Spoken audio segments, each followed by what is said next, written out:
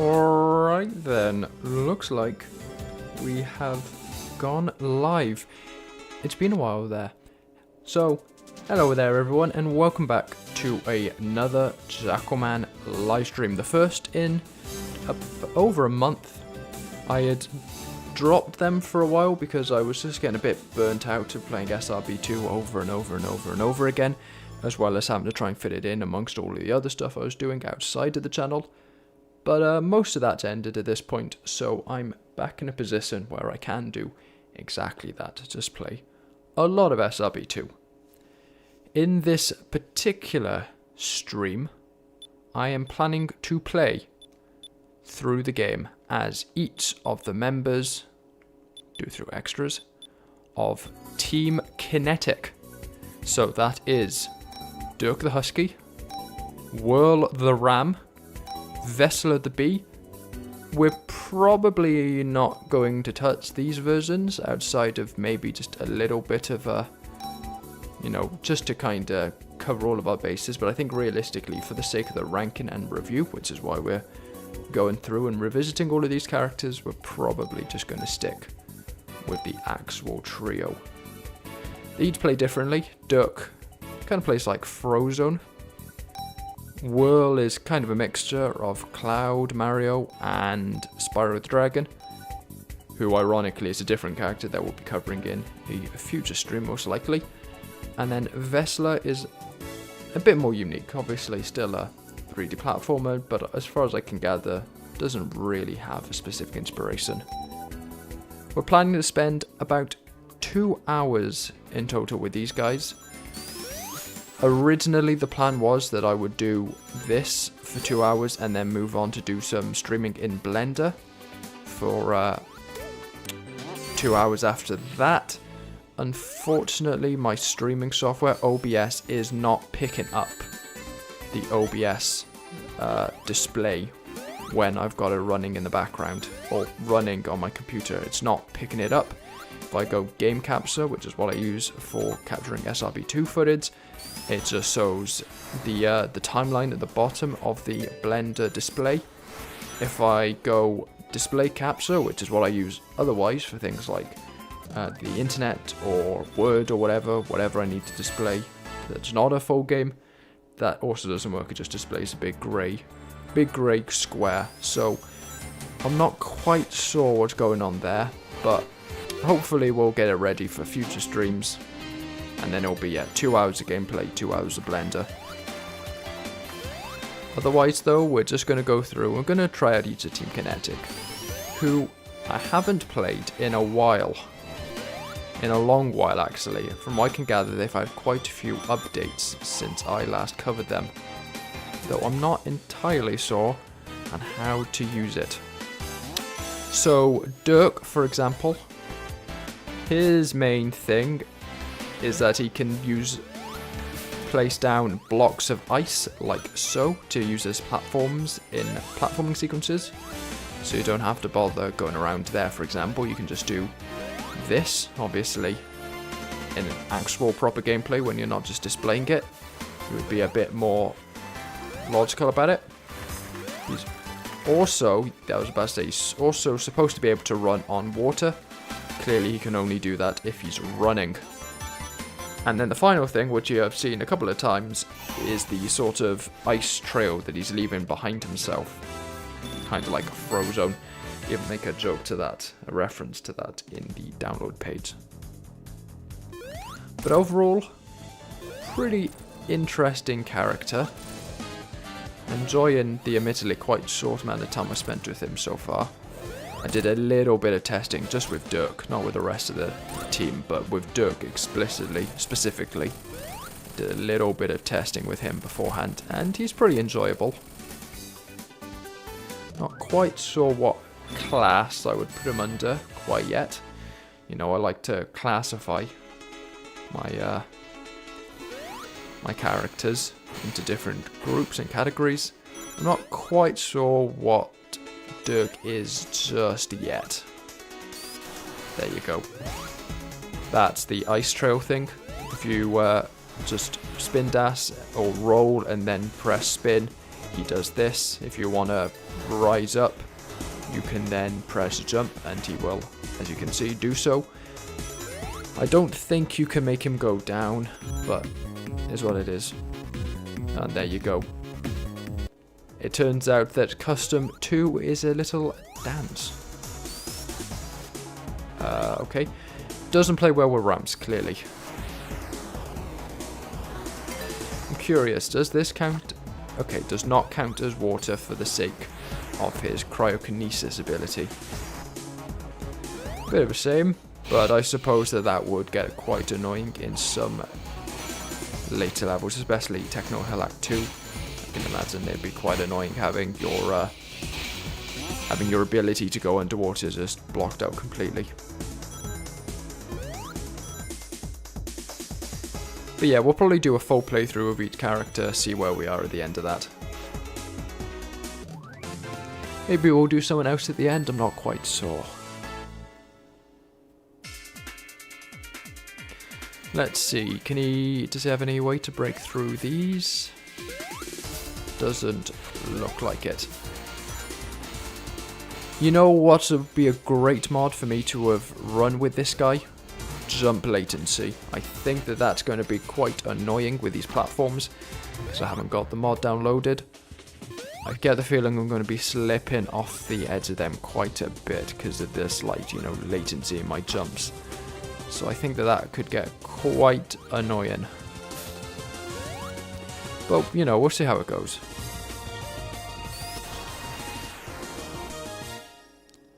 Ta-da!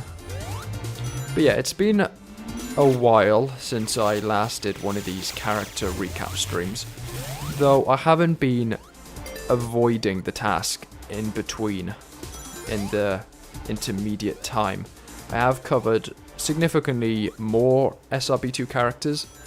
I have made a couple of extra lists, so it's not just the roulette wheel, although I was using to decide what I was going to play. I've made a couple of lists at this point. I figured out that we have 123 characters in total I have covered in my time as an SRB2 reviewer, and I have covered in some manner on the channel. Not all of them reviews, but in some way. 123 characters. Excuse me. Oh. 123 characters have appeared on the channel in some capacity. And so we got a fair way to go. We're currently 61 characters, 62 characters through the list. So yeah, nowhere near the end of it. We've just barely hit halfway. We're already at 10,000 words and 20 pages of notes. I haven't got a conclusion. I haven't got an introduction. I've got kind of no intermediary content outside of the ranking itself. So we've got a long way to go, but it's definitely starting to fill up the ranking list. I'm gonna probably have to do a couple of re-rankings throughout the editing process, because already I'm looking at some of my choices and being like, why did I place them there, and then having to move them up and down. But for the most part, the process is going well. We're also not too worried about reaching 5k before finishing the ranking. I think we're currently on something like 4,650, something like that, subscribers, and doing the playthroughs, slowing down on the SRB2 releases and all the rest of that. It has somewhat slowed down the gain of viewers, which is actually good for me at the moment because it gives me more time to finish that ranking. So I'm not exactly worried about the slowdown of new subscribers. That's for me, that's actually beneficial, and that's quite annoying. Can you stop doing that? That's not necessarily what I'd planned to do, but okay, thanks Dirk. Daniel Barita V9B says hello there. I say hello Dan, how are you? That didn't quite work. but it is what it... Let's go this way. I don't usually go this way when in Deep Sea Act 1. To the extent that I'm not entirely sure on what the path is this way. I generally avoid this. I usually go one of the kind of the two main routes. Right, I think these crush you if you're too slow, so we'll spin dash beyond them. We'll grab some speed shoes, thank you. Oh no, it's these ones that crushed you. There we go. Whoa! Ooh. I really do not like the crustaceans. Really annoying type of enemy. But I think that that's as far as we're going on this path, so we'll drop down. Is that crustacean going to get us? Nope, not quite. Thank goodness.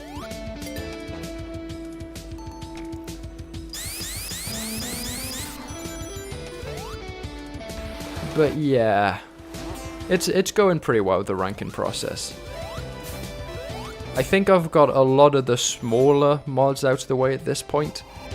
A couple of them are like the big ones that were too big for me to really cover in a stream, that I felt I needed its own little section dedicated, or I needed time away from the streams to kind of practice with them. Most of those are still there. There's also a lot of the multi-character mod packs are still there, so I haven't yet covered the chaotics. I haven't yet gone to anyone from well, this is the first time I've gone to Team Kinetic. There's Team New, I haven't covered any of them yet.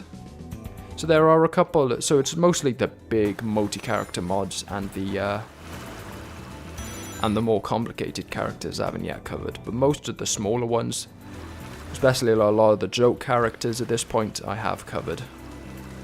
I think you need to spin dash, yeah, to turn off the water walking. Which is fun, but sometimes can be a bit annoying.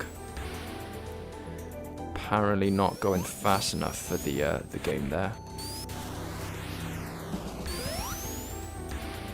Yeah, you need to be going at a specific speed.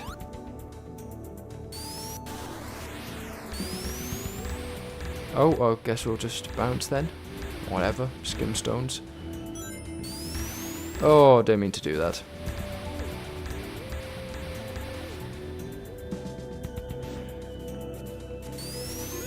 Turns out the Dirk doesn't quite interact the best with water. The gimmick's a nice idea, but in practice it's a bit messy. And jump latency, I think, is probably a very good idea as a backup mod if you do want to play as him. Maybe not mandatory, but I think it's going to make him a lot more forgiving to play. If I was to give anyone interested a little bit of advice. Ooh, you're supposed to have 6 seconds of that ice path mechanic. Doesn't really feel like it. It feels like I've got a lot less than 6 seconds to work with.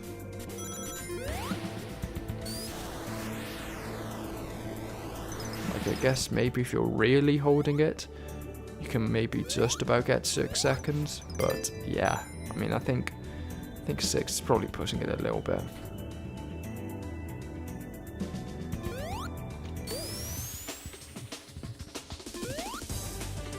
Oh, I don't like that section. If you're not in a position to avoid that and just go straight into the hole, that crustacean always worries me.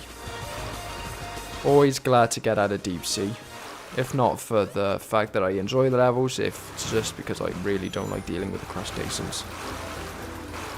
One of the worst enemies in the game, I'd argue. Maybe not the worst, but definitely one of them. Just impossible to hit from any angle. We'll dive back into the water because it's a lot easier than trying to make our way around the temple. And there we are. Up and over, that is Deep Sea Act 2 finished. we'll beat the boss, and then as usual it'll be at this point, there we go, turn on the Chaos Emeralds and see whether we can look at Dirk's super form. I'm not actually sure whether Team Kinetic has any super forms, but I assume that if any one character is going to have it, it's probably Dirk. Because I'm feeling that he's probably supposed to be the main character of the trio. Like in the duo partnership, I believe he's the Sonic equivalent, and then Whirl is the Tails equivalent, and then he's like the first one in any listing. So I think he's probably supposed to be the leader.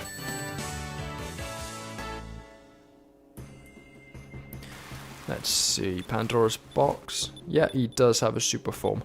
You can always tell, because if they don't, then the enable super form is not grayed out.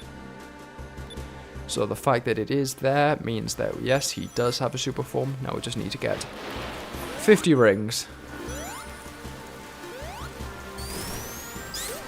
Luckily with his mobility, that shouldn't be too much of an issue.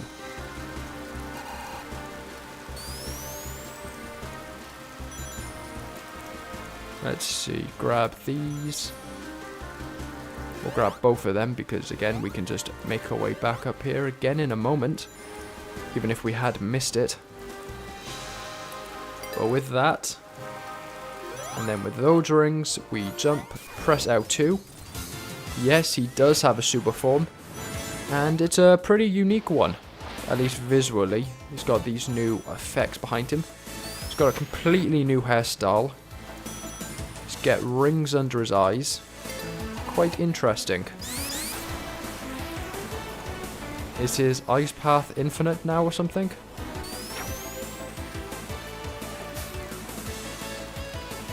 Yeah, that's going to be the two main questions. Is his ice path infinite? And then, can he go and use infinite blocks? Daniel asks, ¿Tú hablas español? I'm afraid not. I don't speak Spanish, I'm afraid. I tried learning it once on Duolingo years and years and years ago, but I got about like 3 or 4 lessons in. So no, I'm afraid that I don't speak Spanish, I'm afraid. Very sorry. I can't remember what yes and no is. I don't even know whether we got that far, because everyone knows how limited Duolingo is. What did I even learn in that? Like, the only thing I think I can remember is Agua's water, but that's like most basic you can get. Alright, let's see. Ice path. Is it infinite? This seems like a good enough location to know whether it at least functionally is, because if it's not going to run out there, then realistically, where is it going to run out?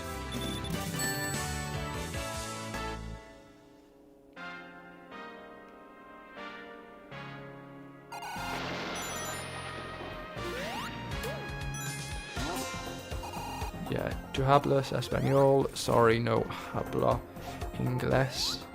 Yeah. I think there's going to be a bit of a Ooh, that's lucky.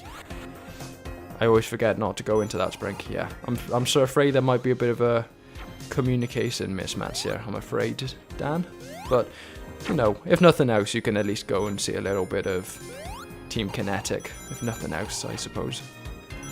Usually I would just break through the window, because I think it's probably got the mobility to get around and try and take a nice shortcut.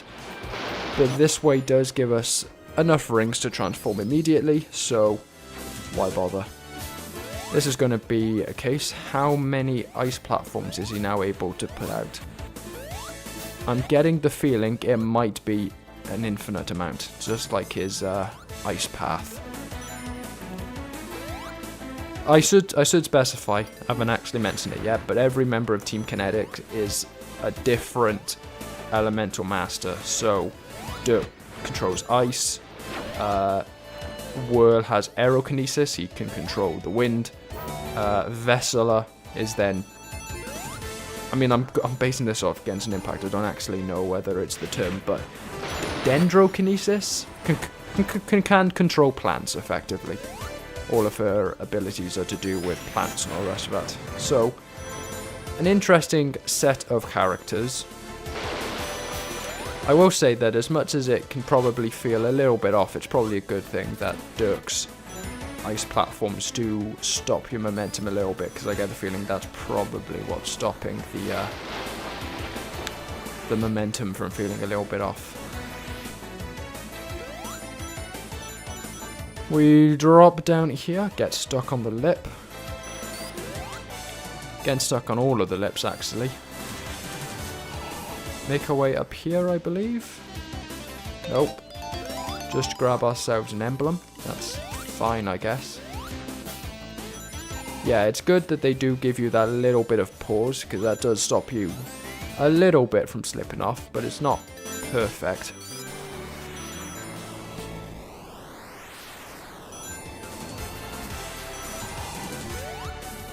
And then we do this. It looks like still not quite perfect if you're going straight up the ice path. Looks like that still gets you, even in super form. But there we are. It's a nice form. It's I mean, to be honest, most super forms in SRB2 are pretty disappointing, but I'd say that this is pretty good. This is about what you can realistically expect from a super form in this game. They're generally not that great or imaginative. So getting a genuinely different sprite, especially for modded characters, that's a big win.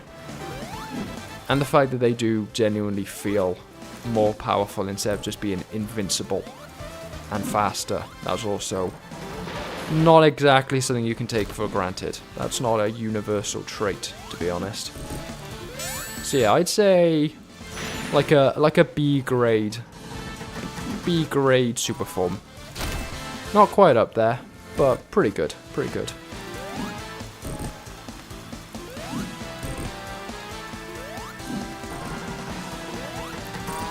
There we are.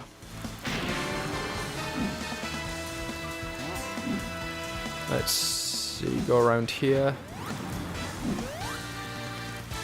Whoa! Didn't mean to do that.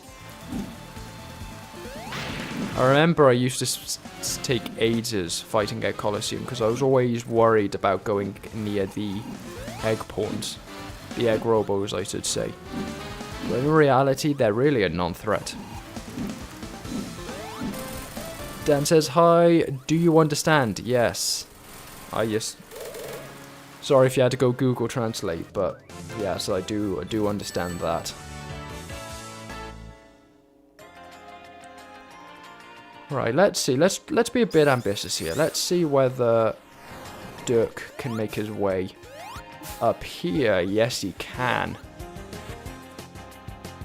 Now, let's be ambitious once more. We'll wait for this to turn the other way. Let's probably start revving up the spin dash now. Can he make it up here? Yeah, once again, yes he can, though it is starting to unnerve me that we still have no rings. So be a bit careful here. Make sure to grab some. And there we go. Skip our way across half the level. I'll be honest, Arid Canyon Act 1, it really falls apart when you realise that that's a pretty viable path for a significant number of characters. Like, it's so good that it's like, well, why would you ever take any other path? Maybe his ability, the duration on the ice path goes down if you start going up. I think that might be it. But the truth is, I don't speak English, and I'm using a translator to speak to you. Yeah, I had a feeling that was probably the case. But that's... Ooh, that's fine. Go ask any questions you wish. Oh, there we are, spring. I'm fairly certain this is the Metal Sonic path, but at this point I play so little vanilla that I'm not really sure what any of the actual intended paths are. There we are, pretty easy, pretty quick. Not the fastest I've ever done, but it is what it is. Yeah, I think Dirk... I'm almost tempted to put him down as a flyer. And I will say that I want to be a bit more... I hate these enemies. I want to be a bit more intelligent with what the different archetypes are, rather than just being like, yeah, well, flyers are versions of Tails, speedsters are versions of Sonic.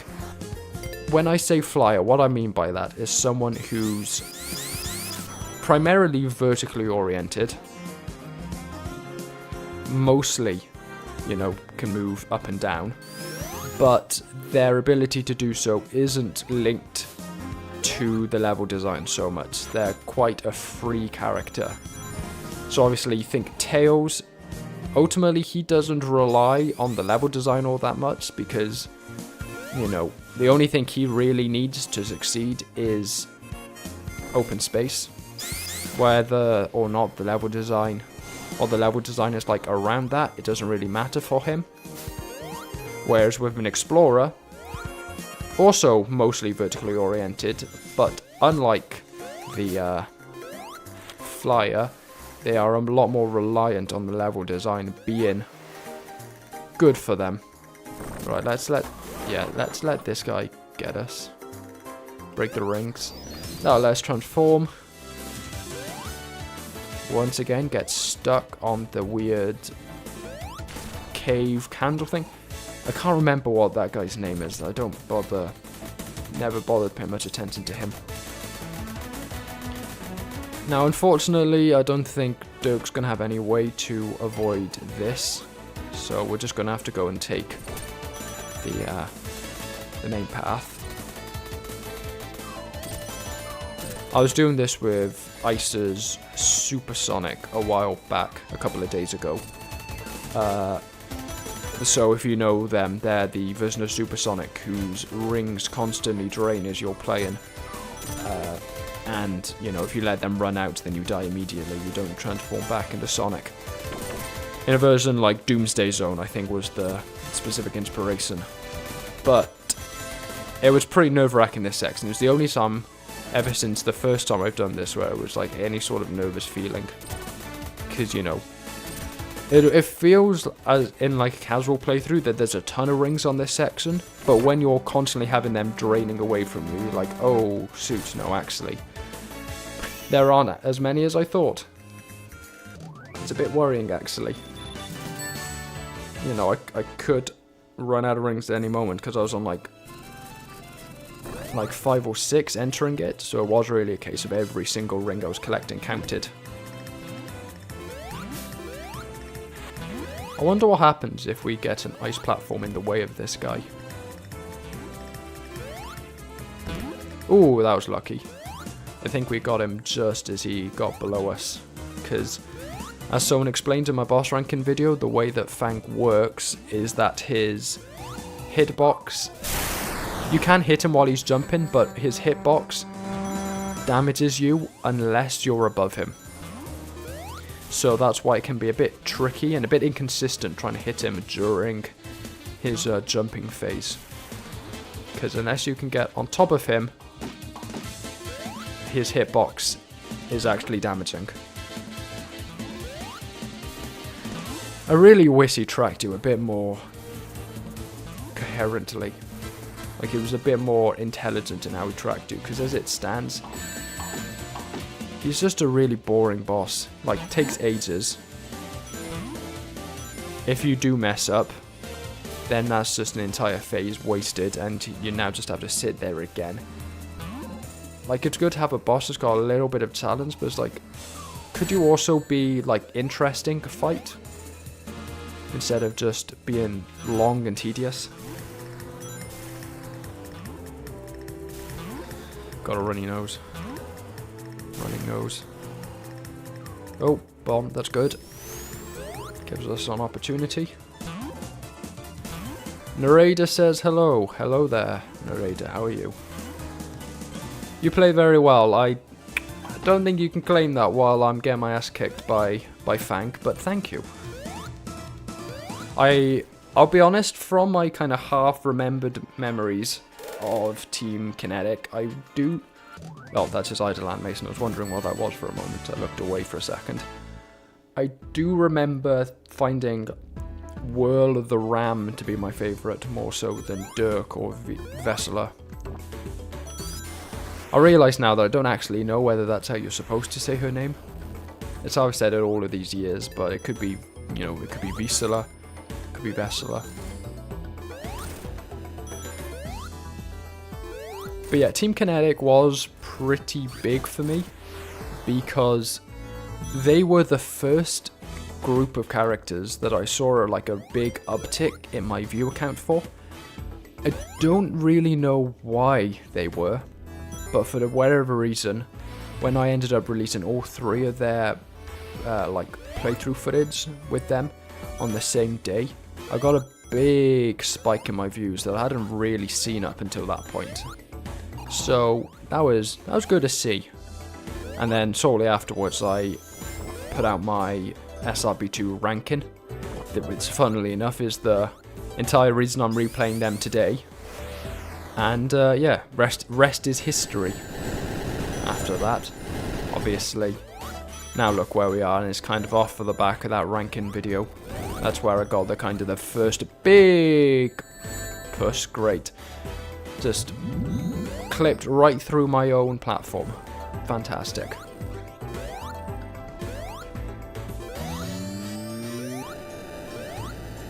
Yeah, so they do have a bit of like a special place in the channel's history, I reckon. We're going to be a bit ambitious here. We're going to see whether we can skip this section with the ice path. And the ice blocks. Looks like it'll work well. Yep. Ooh, that's close. That section always gets me this fall. I'm really bad at timing it. Jump across here. There we are. Good. Very good.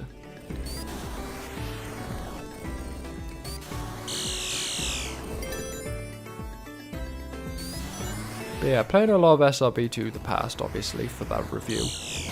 I do think that Red Volcano is probably one of the most changed mods, changed levels in the game. Like, the original versions of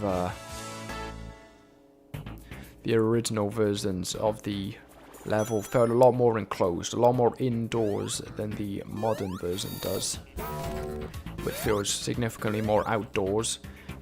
A lot of the mining sort of theming of the level has been removed. I get the feeling likely because Arid Canyon got a lot of that in the newest version.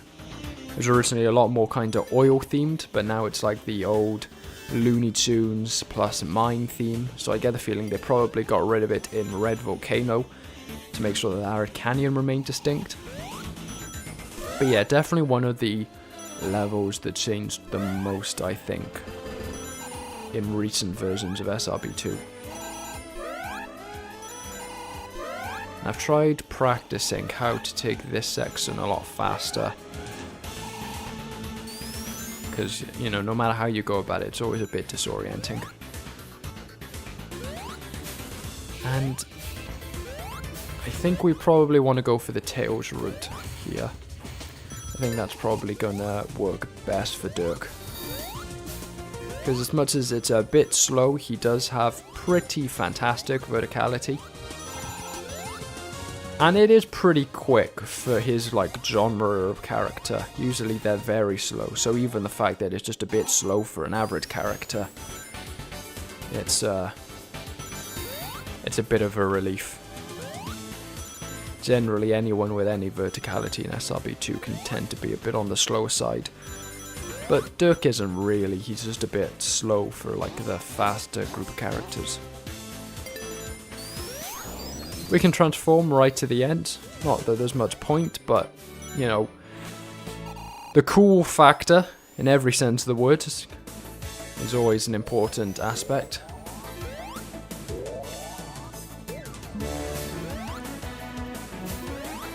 We'll get this sealed to make sure we don't suffocate. Then we'll grab the item box and we'll leave. Pretty successful. don't really know where I got half of those rings from. I wasn't paying attention, but not gonna complain.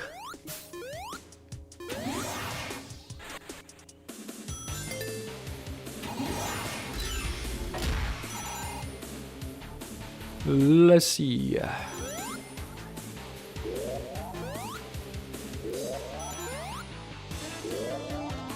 Ooh, nearly got stuck. It would be pretty easy to turn super in this stage if it wasn't for the fact that that section is complete luck based. You know, completely down to your own luck whether or not that section works out to your favor or whether you just get done in by the lasers. But here we are, we did end up getting lucky.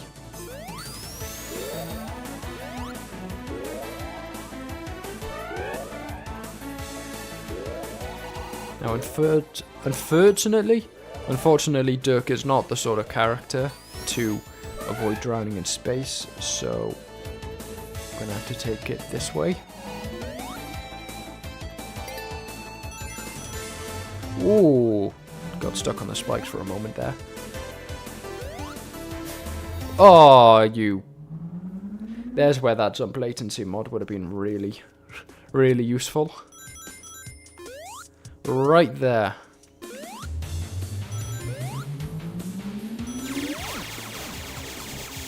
Unfortunate.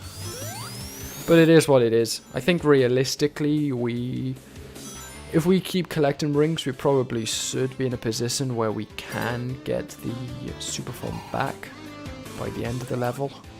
So long as, you know, we don't die again. Whoa! And to that aim, it'd be better if the camera doesn't freak out multiple times. Oof. Let's see where we end up.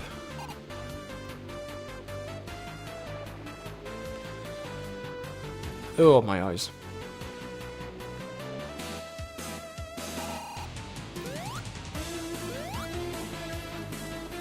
I do find it funny how it's completely unpredictable whether or not the jettisons will bother chasing you up to this area from below. Like sometimes they do, and then other times they just don't bother. Right, we could grab those rings and go super, but I don't think that's going to be worth it. I think, yeah, we're probably just better off going for the ice path. That scared me for a moment, because for whatever reason my ice went transparent significantly earlier than it should have. We go super just, again, for the good looks. And also because it means we're safe on this laser section, don't need to worry about it. Let's go for the secret boss. Why not?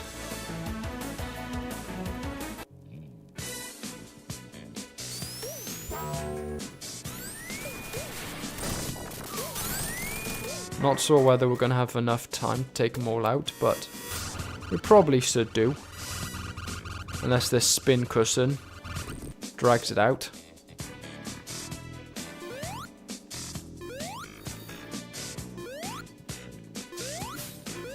I was about to say, I think that maybe gives us more rings, but no, definitely doesn't. Oh, I think... Never mind, I think we're in a bad position. Oh wait, no, we still have the sealed.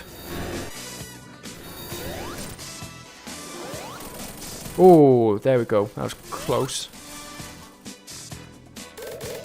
But, got there in the end. Heavy from Eggman's Mechanics. What's good, JackalMan? It's going well. We're going well. We're nearly through the playthrough with our first character. Unfortunately, we're not going to be seeing Heavy in today's stream. That's going to be a future one. I get the feeling the Chaotix probably broken up into 2 streams.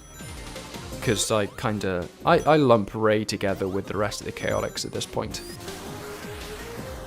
Like, it definitely feels like he was designed as a member of that, you know, it's like kind of like a DLC for a mod, you know.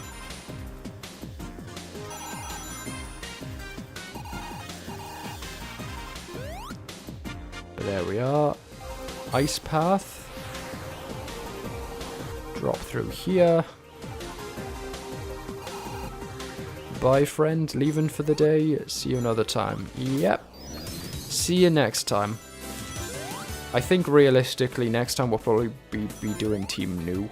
I think is going to be next time's plan. But yeah, see you then.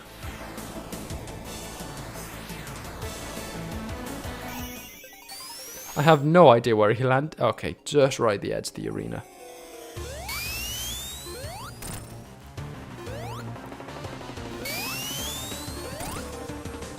It's definitely something to do with the camera. That's how Metal Sonic decides whether or not it's going to run away from you. Something to do with the camera. Because if you're running towards the camera, he gets very, very brave if you do that. So I think it's definitely the camera that affects whether or not he starts running away. There we are. First phase done. Yep. I can count.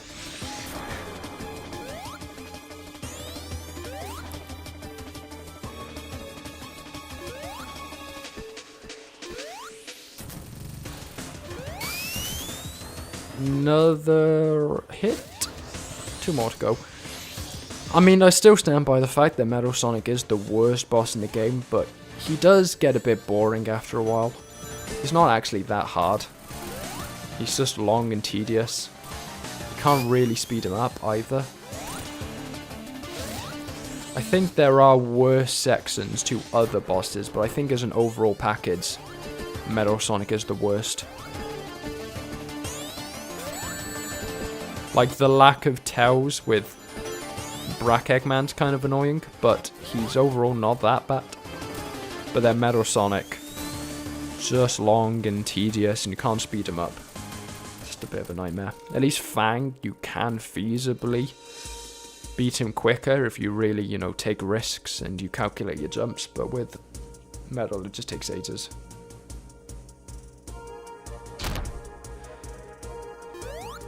I would play other characters in SRB2, but since the first character I played was Heavy, I'm just very used to playing as Heavy. Any other character feels wrong without that slam and semi-immortality. Yeah, I mean, what, you played Heavy before you even touched the vanilla cast. That's not something I've heard before, but so I can. It's definitely a very different. Oh, come on! It's definitely a very different style of character, so I can see how going. You bastard! I can see how going from Heavy to the rest of the cast would be quite a transition. I'm planning to make a video where I recommend like the first 10 or 12 mods that a new player to the modding scene should start with.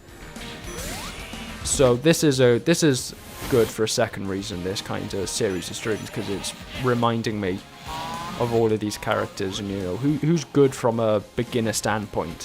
What kind of really gets you started with SRB2 modding, you know? Because I find a lot of people begin with quite complicated mods, like, you know, X-Sonic, Modern Sonic, just because they're the most popular ones, but they're not great for beginners. Like, they will require a lot of buttons, that especially if you're playing on controller, which I find is more common among beginners. They're quite difficult to play. There's a lot of features that you're not really going to be aware of. So yeah, I do want to do a video soon enough on like good beginner mods for someone moving into SRB2 modding.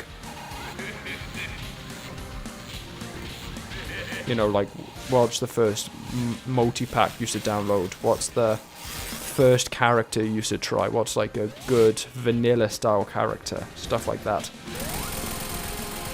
What are the kind of the essential gameplay modifications to make the game feel better to play? Jump latency. Absolutely jump latency. That's the... As much as I haven't got around to downloading it, that's the one thing that I'm looking at and being like, that would fix so many problems. So many problems. If you wanted to use the game, clone Metal Sonic. Yeah, I mean, pretty much any Metal Sonic that even thinks about adding any sort of verticality is immediately hugely overpowered. Like, Metal Sonic's already the best character in the vanilla cast anyway, so giving him some upwards ability as well. Dangerous combination. PicMed says, hello there, reviewer man. Hello there. I'm looking currently for my next review. I think I know what I'm doing next. I'm not sure whether it will be a review, but I think I know what the next video is going to be. Like SRB2 video is going to be. Although I need to check my Discord, because I think I probably told someone or other that I would get around to doing something for their series soon enough. But anyway, that's Dirk. Strong character. Liked him. Not quite sure where he fits in, but I'd say probably for the sake of the ranking, I'll say he's a flyer. Metal Sonic is intended to be a speedster with a tiny sprinkle of verticality. Yeah. Clone Metal Sonic just turns him into a broken all-rounder. Yeah, that's a lot of modded characters, though, to be honest. A lot of modded characters, especially all-rounders, are just broken. Right, Whirl the Ram. I remember this being the character from the team that I liked the most. We'll see whether that holds true. His main thing is he's got that dive there. Or, well, he can, as a ram, he can indeed ram. Not very good at cornering, and it looks like you're not allowed to use your flight ability afterwards, which is a strange choice to make, to be wholly honest. Very strange choice to make.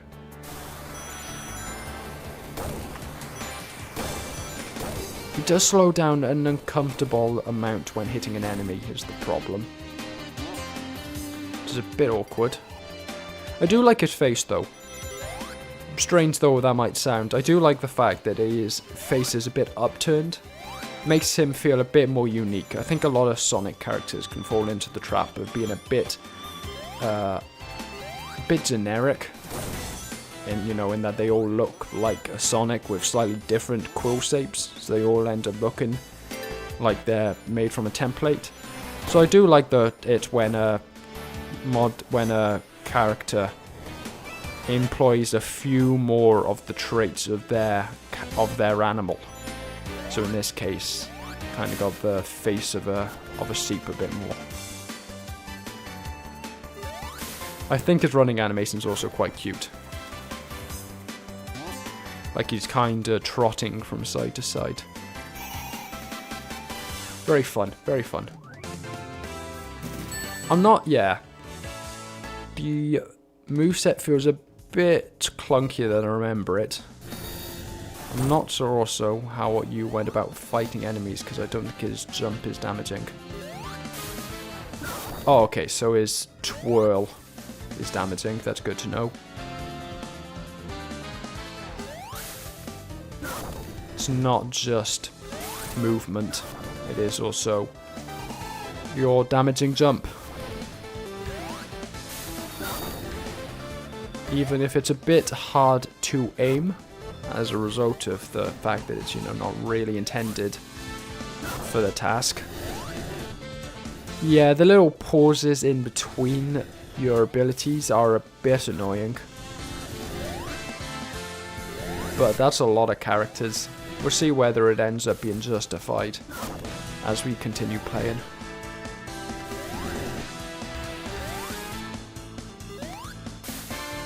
Oh, come on.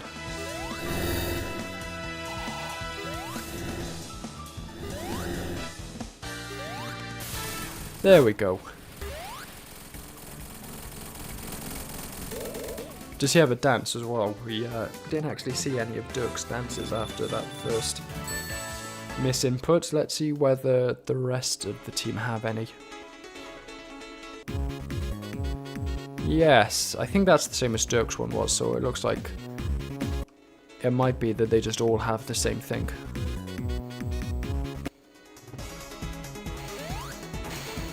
I think that was what Dirk was using at least.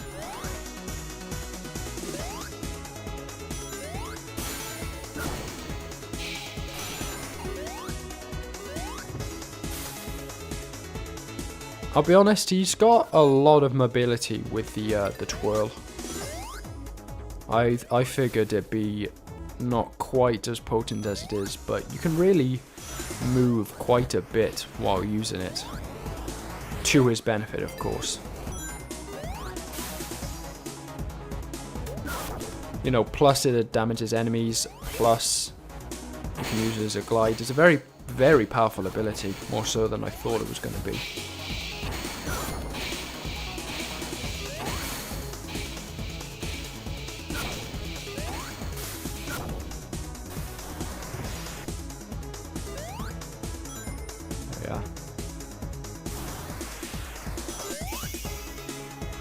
I heard a headcanon for Heavy that he drowns underwater since the springs inside of him begin to rust. I don't know about Space though. I mean, to be honest, Space is just all sorts of weird with like the pressure differences and all the rest of that. You can make any number of excuses as to why he takes damage in Space. It's frankly more of a surprise that characters don't immediately die as soon as they get into space. So I'm not that annoyed that characters like Metal Sonic or whatever can't function in space for very long. It's more the drowning thing. That's the bit that always gets me, because like waterproofing electronics is ultimately, when you're planning for them to be used quite like when you don't know how they're going to be used and stuff, which Eggman ultimately doesn't with Metal Sonic, because how do you know what kind of missiles you're going to send out on? It makes no sense that you wouldn't waterproof them. But there's only so much you can do to make them space-proof. So that's why it always gets me when a robot character can drown, but it doesn't really annoy me when they take damage in space. We'll go this way just to try out the shards. Yeah, it's a real problem. It's not a problem. It's, you know, it's a weakness of his that his cornering while using it's very poor. But it's a little bit of flavour. I think the big flaw with him is the fact that he pauses quite a bit between using both of his abilities. You know, when hitting an enemy, that causes you to pause. When you land from a whirl, that causes you to pause. I think that's going to be the big thing for him. And then also that sometimes he just doesn't use a whirl when you go and input it after using a RAM. That's another big thing. Maybe the biggest thing, I'm not quite sure, but it's already caught me out a few times.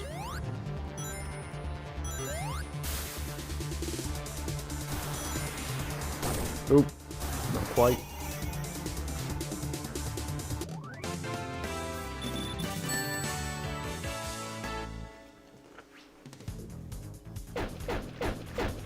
Oh, this is going to be annoying, isn't it? Like, I can just tell sometimes you go into a boss fight and like, this is really gonna suck with this character.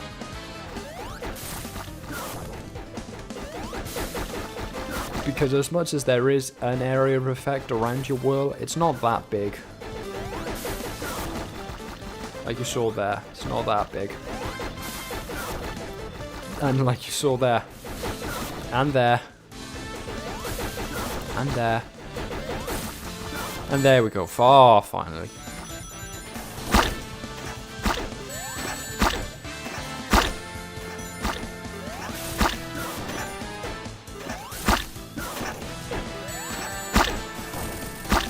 Fine, you've taken all of my rings. Screw you, Eggman. Ooh, clipped right through. I don't know why you were so low there.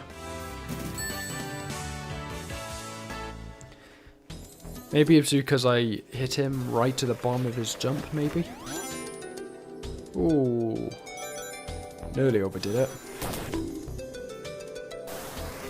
There's that bonk noise. I was sure we were eventually going to see it. Does not, unfortunately, win against a crustacean's claw.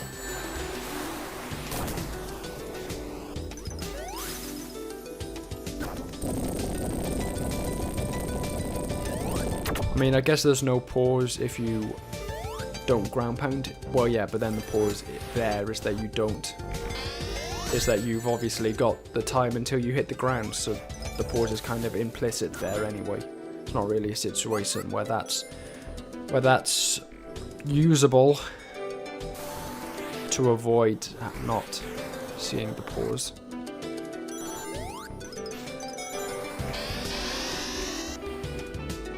I think it's more the pause when you're hitting things during the ram that's the problem. Like with the fact that Knuckles pauses when he glides and stuff, you just kind of get used to it with that kind of ability. But at the charging and then constantly stopping during your charge, that feels bad. And it's also not as common of a problem as it is with your sort of something similar to the whirl causing you to pause. That's pretty expectable. Yeah, I'm really not liking the fact that you can't combo the ram into the whirl. That's a really big annoyance. I guess the idea is it would force you to think a bit more about using the ram, like the momentum of the ram. But I don't know, I'm not loving it. Oh, damn it.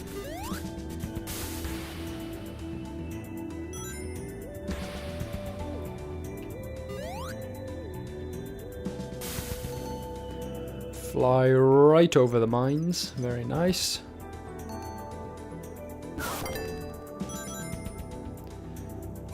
Take the bubble.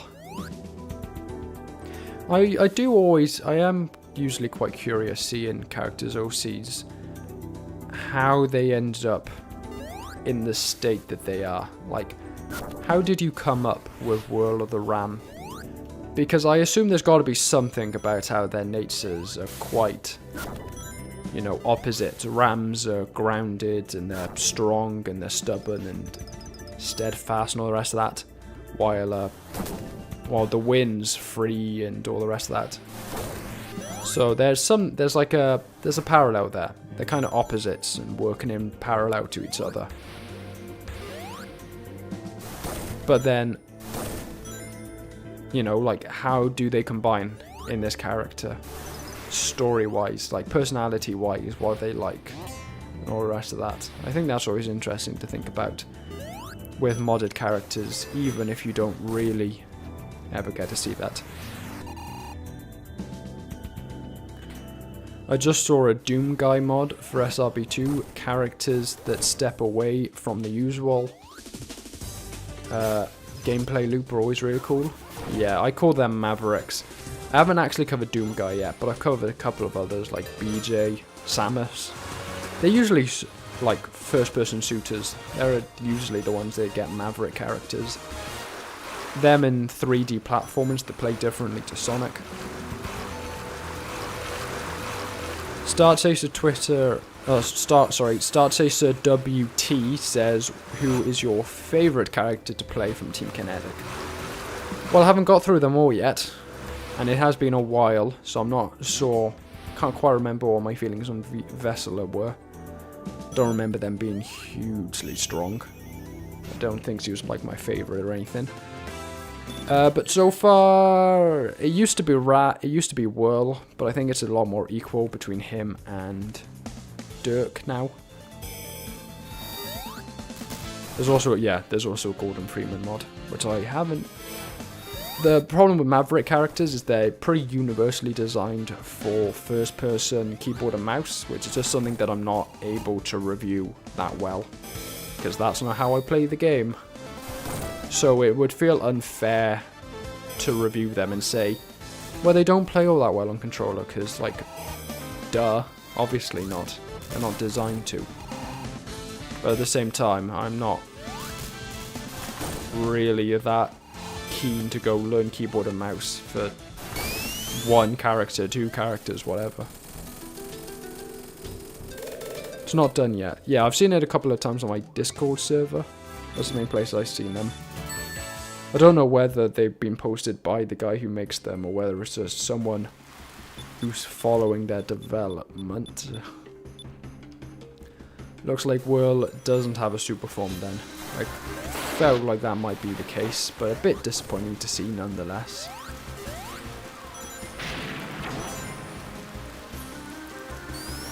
Again, if you want to see whether a character has a super form or not, you can generally go into Pandora's box and check whether or not that function is grayed out. If it isn't, like it isn't here, then that means that they don't have one. The enable super form is like a forced sort of basic line of code that adds the basic effects of the form to any character that doesn't have one. So I always avoid it because that tricked me with a couple of reviews in the past where I've clicked that to speed up the reviewing process, only to find out that in reality it means that the character doesn't have one at all. So there's a whole section in Ku, however you want to say his name, in his review, where I talk about super form, only for most of the comments to be like, well yeah, he doesn't have one.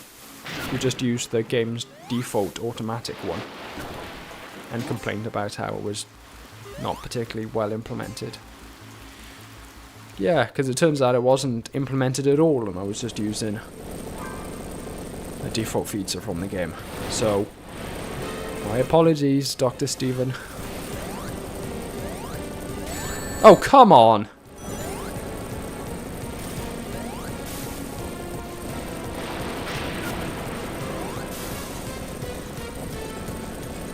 Imagine Super Bomb.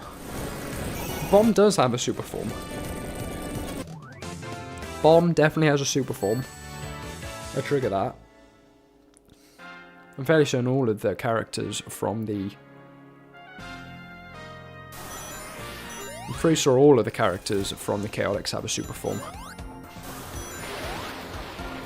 It's just that I only started reviewing them as part of, or considering them as part of my reviews with Heavy and Bomb, because they came out after a hiatus I took. But yeah, Bomb definitely does have a super form.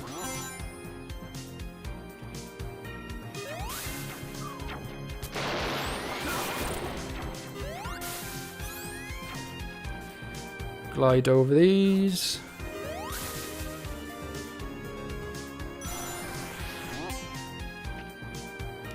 Unfortunately, the ram does not give us the ability. It is nice that we are immune from damage taken by the stuff we ram into. Makes sense. I mean, you know, we ram into them with our horns. But I have lost track of what I was going to say. I was going to say something, but I've completely lost count of it. I should play Charmy more, he's a cool guy. Yeah, I do remember liking Charmy quite a bit.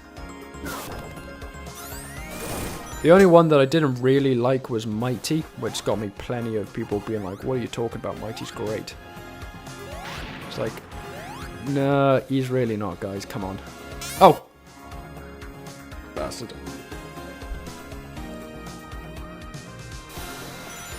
Well, that was very messy. Let's try and do a bit better this time.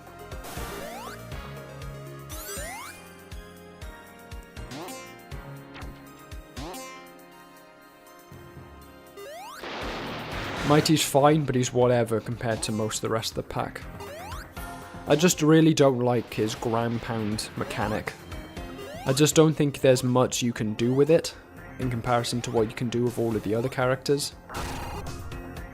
Like, if you can compare the kind of stuff you can pull off using SBO's abilities, using Vector's abilities, and then compare it to what you can do with Mighty, it's not much of a comparison. Mighty fares quite poorly in the comparison.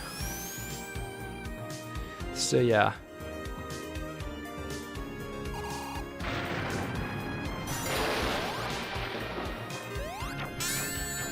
We'll go this way this time, and then we'll find somewhere else for Vesela.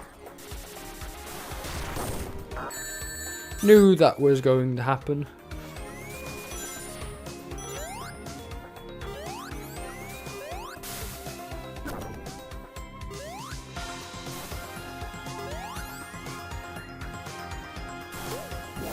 It's incredible how a loose egg pawn is truly random. They genuinely don't lock onto you, and yet you can always guarantee that you're going to end up getting hit by one that's gone loose. Heavy feels like a more powerful Mighty. Yes, definitely. I think that's one of Mighty's biggest flaws, is that he just feels a bit redundant in the mod pack when you consider that Heavy exists and does a lot of what he does. Like, Heavy's all about his verticality, same with Mighty, but Heavy does it in a more intuitive manner, and a more unique manner at that. So he wins there. They're both kinda big defense-heavy characters, except, once again, Heavy does it better than Mighty does. So yeah, I do think... Yeah, they're not like super similar in terms of how they play. It's just that the design philosophy around them is such that it makes it a bit awkward to compare them, because they do set out to do a lot of the same things.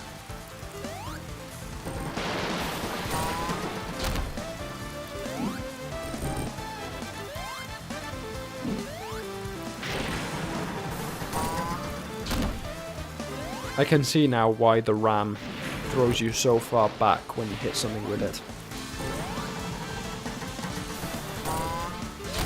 Ooh, let's just get up here to stay safe.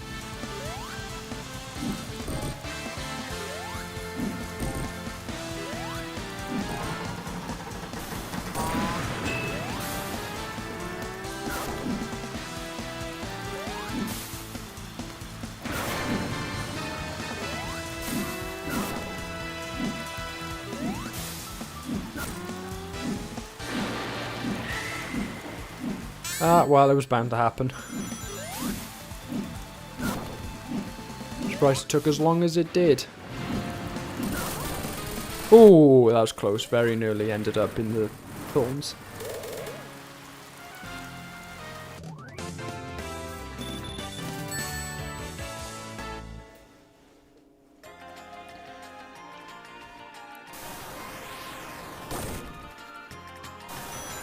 Yeah, I think the reason I prefer... I can understand why someone would prefer Mighty over Heavy. Especially because, again, at that speed. But I think I'm kind of immune to that.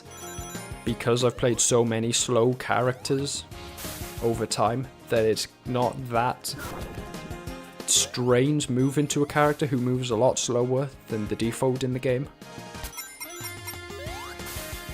Like, it's not my favourite thing to do, but it's not hugely unexpected. It's not a deal breaker for me, in the same way that I can expect it to be for some other people.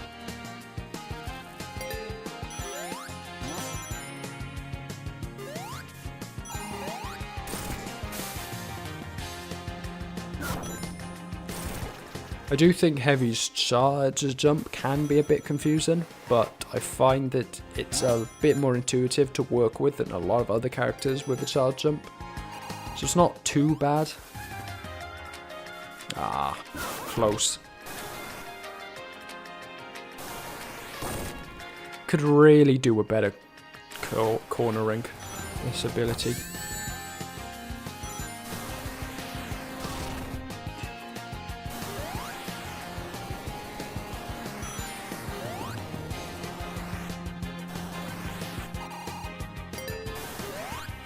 Oh, I forgot about the fact that your RAM doesn't translate into using a whirl. Fantastic.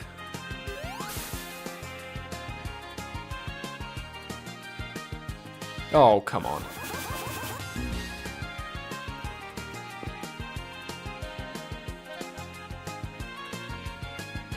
Is it just me, or is every character from SRB2 Vanilla not that fun except for Sonic and Metal. I mean, I do think that Sonic and Metal are definitely the top 3. But yeah, I mean, I find Knuckles fun. Tails is meant to be the beginner choice, so it is kind of understandable that if you're not a beginner, his moveset does lose a lot of that luster.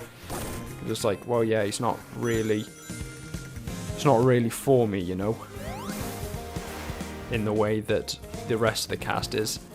Fang, yeah, it's just poorly implemented, but I really do like Amy. I do think Amy's very fun. I think she's underappreciated a lot. I don't think people get what they were going for with her, which is, you know, fair.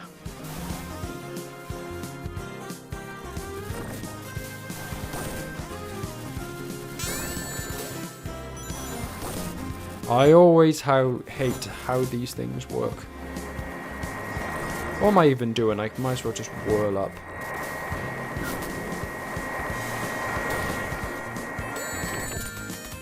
Did something grab me right as I went through the gate?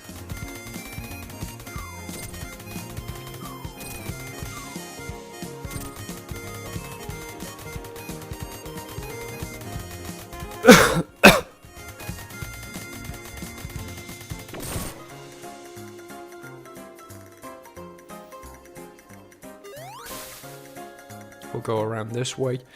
My throat's getting drier. I don't know what it is about a stream in comparison to a playthrough episode. I can do a playthrough episode really easily, but as soon as I get onto a stream, my throat just gets really dry, no matter how much I drink in preparation for it. It's a bit annoying in all honesty. Here's something I haven't actually checked. Can he break through these doors? That's a disappointment. Yeah, you were right to check that out, because if there's one thing you'd assume you can break through, it'd be those gates, but no, apparently not.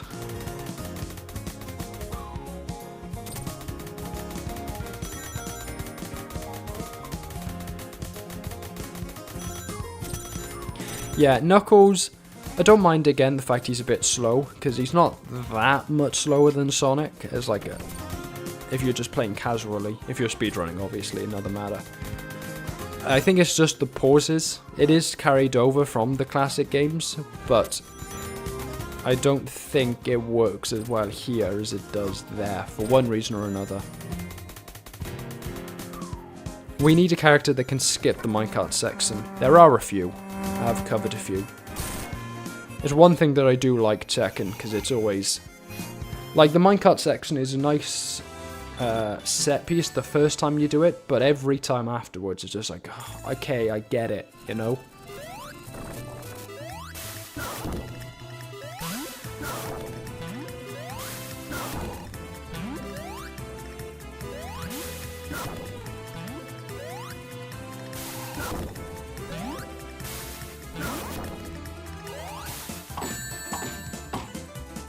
That's the first time I've ever seen him miss one of his shots from that pop gun volley attack.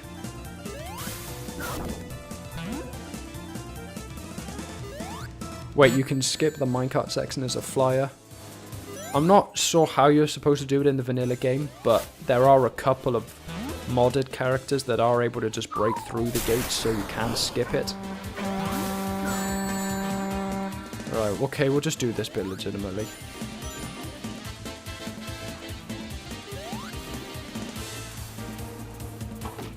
I don't have the time to flub on failed attempts.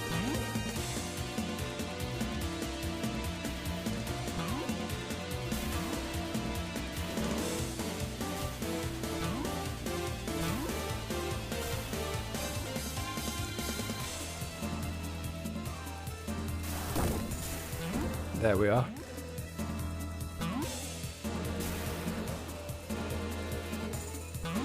I think there is some way to skip the minecart section. I think... I'm not sure. Don't quote me on it. I definitely can't guarantee it.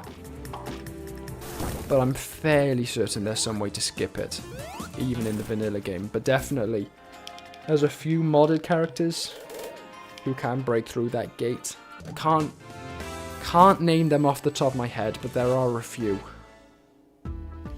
But yeah, they can break through it, and then obviously you can just run over the tracks that way. I'm trying to remember who can, because I had one that I was playing through not that long ago.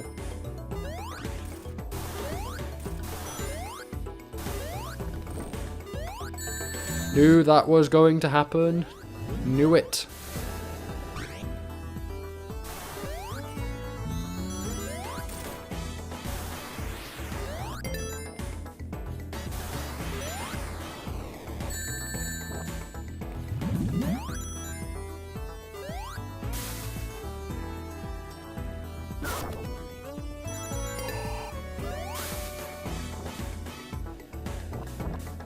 I do feel like Arid Canyon is my No, I've got a blocked nose. I sneezed right at the start of the stream, and ever since I've had a blocked nose.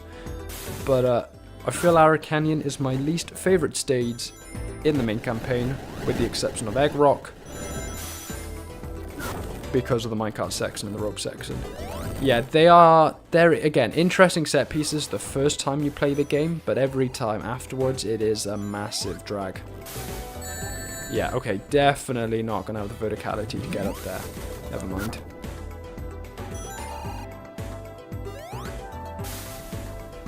Oh, you stupid lip.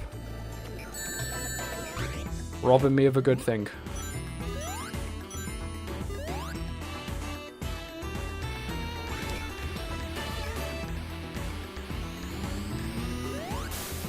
Let's see now. We lose the rings, but that's fine for the time gain.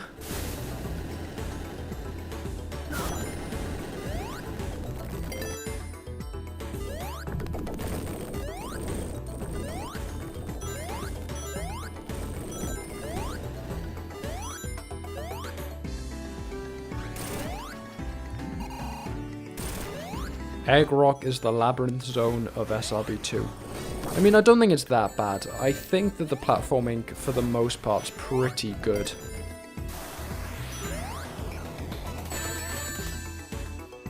It's just a few odd sections that are particularly annoying.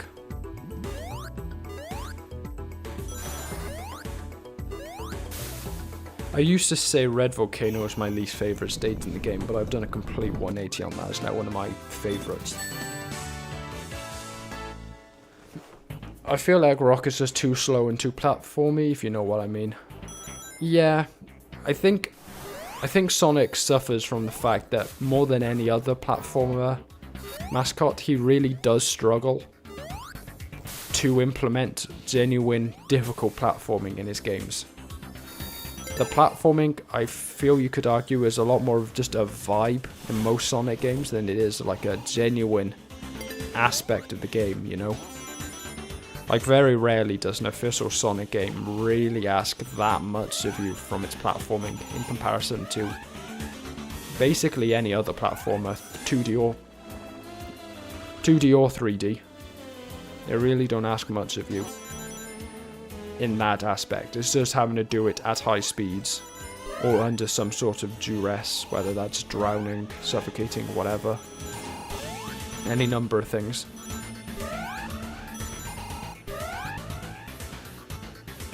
But like, the boost games are usually more of a test of your reflexes than your ability to platform. The adventure games, as far as I can gather, are just generally really easy. Like, whatever way you look at them, they're just very easy games, so they're not asking much from you. Oh, you bastard.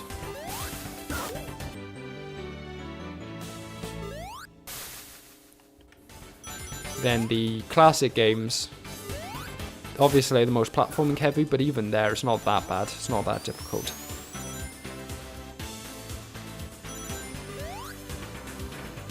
Like, it should be a sign that people say that SRB2 is the best platforming that any 3D Sonic games had, and then even here it's not that great. Like, don't get me wrong, love SRB2, but the platforming for the most part is held back, especially by technical limitations. It's not, you know, world class or anything. It probably shouldn't be like held up as the best that one of the most famous platforming mascots has ever had, official or not, is what I mean to say. It's not at that level, you know?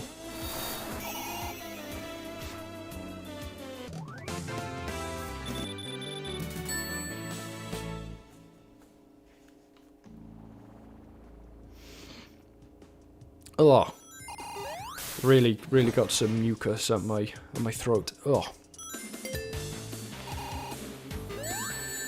Usually people go and stop streaming when they get a cold or whatever, but we'll see how that goes before I commit to doing anything. But yeah, sorry if I sound quite off today. I'll see whether or not I do the Thursday stream, depending on whether or not the block nose gets better. Oh, nearly messed that up.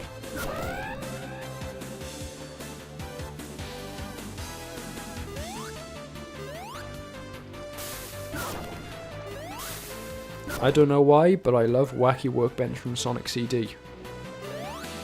The good thing is that soon enough I am eventually starting to get close to doing the Sonic games on my playthroughs. Currently, we've just gone through 1988. We're starting to go through games from 1989. Obviously, Sonic starts appearing in 1991. But yeah, got plenty of games to go through. I find this section you just want to go and do it as the game asks you to. You don't want to try anything that's crazy. Ooh.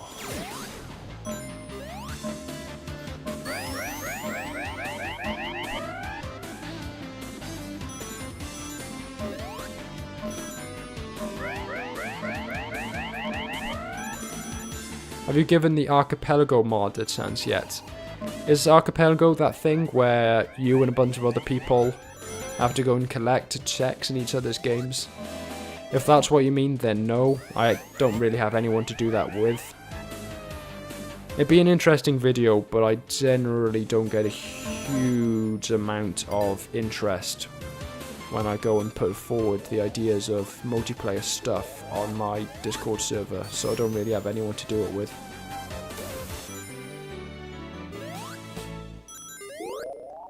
But yeah, it would be interesting, it'd be fun. Just need to find a group of people who would actually look at doing it.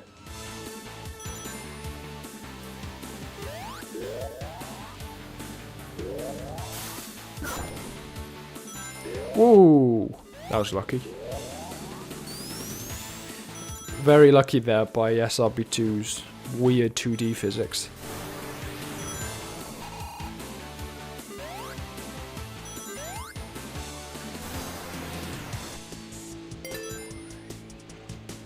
Starting to rain outside, so sorry if you start hearing strange noises. That's just the rain.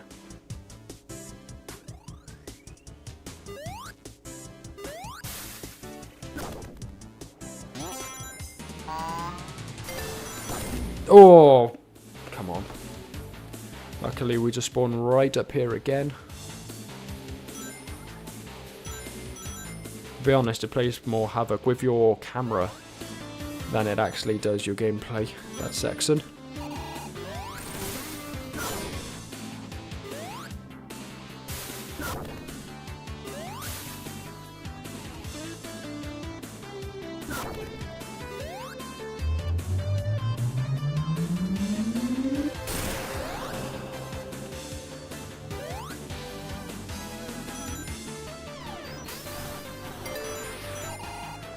I hope that SRB2 gets a full 2D level, like a bonus level or a challenge stage.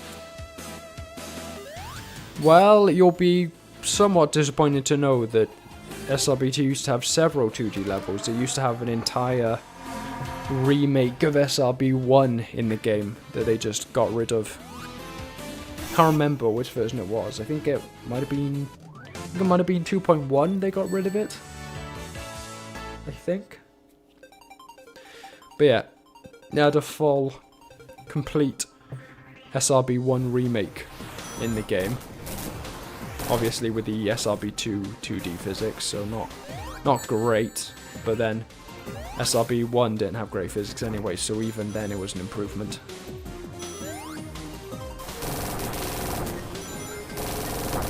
But see what I mean? Like, it shouldn't feel that slow breaking through spikes. I think the pause really negatively impacts Whirl in a way that it just doesn't need to. Like, it doesn't need to be there, you know?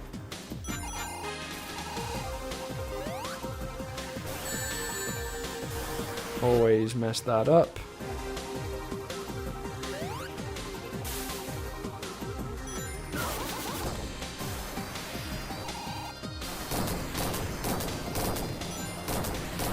Like, I shouldn't be slowing down as I charge through that corridor, you know?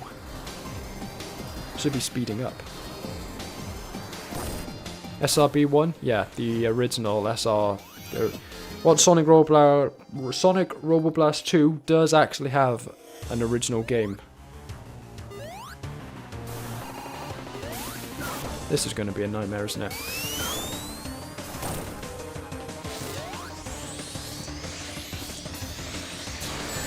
Do I even bother with this boss fight? That's the question. The answer is no. We are not bothering with that boss fight. Just from that little bit there, I'm like, yep, no. I didn't start playing SRB2 until the newest versions, so I didn't know about the previous versions or SRB1. Yeah, I mean SRB1 is like old, like 1998, so nearly, God forbid, 3 decades old at this point. But yeah, it was actually only around for like a few months, as it turns out. I assumed it was around for longer, but looking at the SRB2 wiki, it was actually only around for a few months before the 3D version of SRB2 that we all know today came out. It really didn't last that long before it got upstaged by its sequel. But yeah, if you want to have a look at it, I think there are versions of it archived online. Or you can find the version that they remade in SRB2, in SRB2 The Past. The mod that I just recently reviewed. Last mod I reviewed, like a week ago. That has a full version of the SRB1 demo. It kind of sucks, to be honest, because SRB2 was kind of really bad for ages. But it is there, you know, out of morbid curiosity. I didn't actually record any footage of it, because I played it during my testing. I was like, I don't want to play it again, even for recording footage. They'll just have to take my word for it. They'll just have to take my word for it that there is a 2D stage. Screw that, we won that fight. We won that fight fair and square is what I'm saying. Like, I'm not doing that. But yeah, Whirl, also interesting. Definitely an all-rounder. I mean, you know, he can fly up in the air, or twirl up in the air. He can go and ram, go very fast. Definitely an all-rounder. Probably going to place him under Dirk now. Like, the constant pausing, it's not great. It doesn't really work to his favor. Yeah, it doesn't really work to his favor. The cornering in the when you're ramming is a bit too weak. There are a couple of situations where you could really do with it being a little bit tighter. But fun.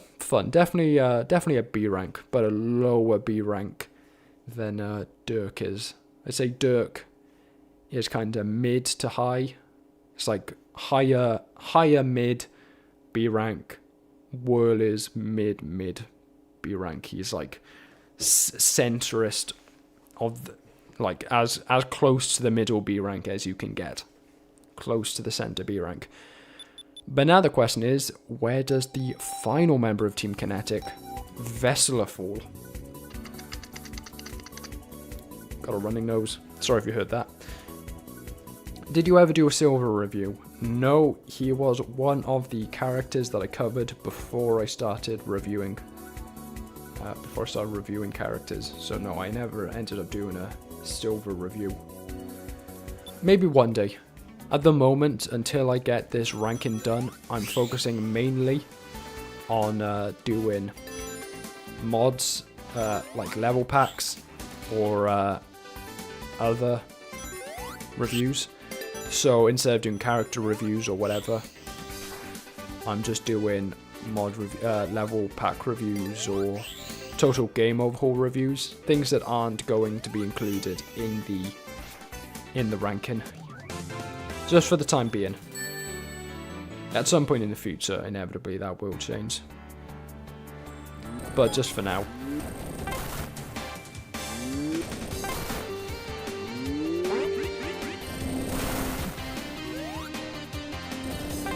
If I remember correctly, the flower, yeah, gives you a much higher boost to your movement.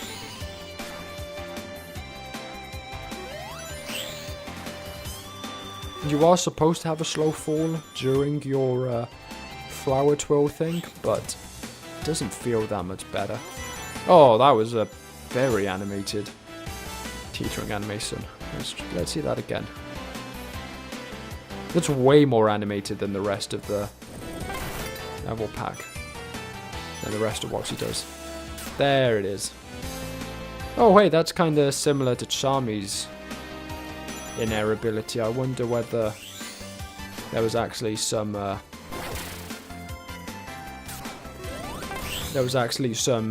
design inspiration taken from that. Charmy from Vessela. I didn't realise how similar they were. But yeah, there we are. Interesting. It's going to be our main damage dealer because the flower thorn one's a bit too slow. Unfortunately, much like Charmy's, it needs time to charge up. Oh wait, but we can't just use the flower twirl.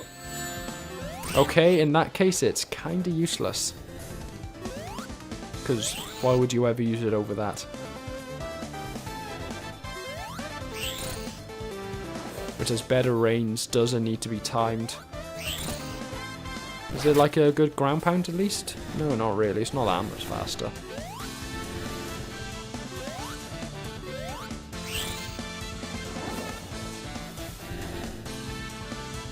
First video you watched was the Infinite review. Oh, how long ago was that? That was like 6 months, maybe? I think it was about 6 months ago. So yeah. God, I don't like... I've been feeling recently that time's going by too quickly. Like, I'm looking at stuff I did and I'm like, oh, that was only... you know... 2 years ago, 3 years ago. And being like, oh, that feels so much closer than it is, you know. Am I doing extra damage with a flower twirl? It feels like I'm to deal fewer hits than I am. Than I usually have to. Or maybe not. I am very weak. Yes, that was what it was called. Didn't love him. He's not that highly ranked on the mod ranking, to be honest. But yeah, pretty tragic. You know, Infinite's a cool character, but he's really not gotten the love I would say he deserves, but like, if you can't pull off the idea, do you really deserve the love? I am glad that it sounds like they're gonna try and find ways to bring him back in some capacity. I hear he was in the Chaotic case files, even if I still haven't watched that. like with a returning voice actor and everything, so maybe they have some plans for him in the future.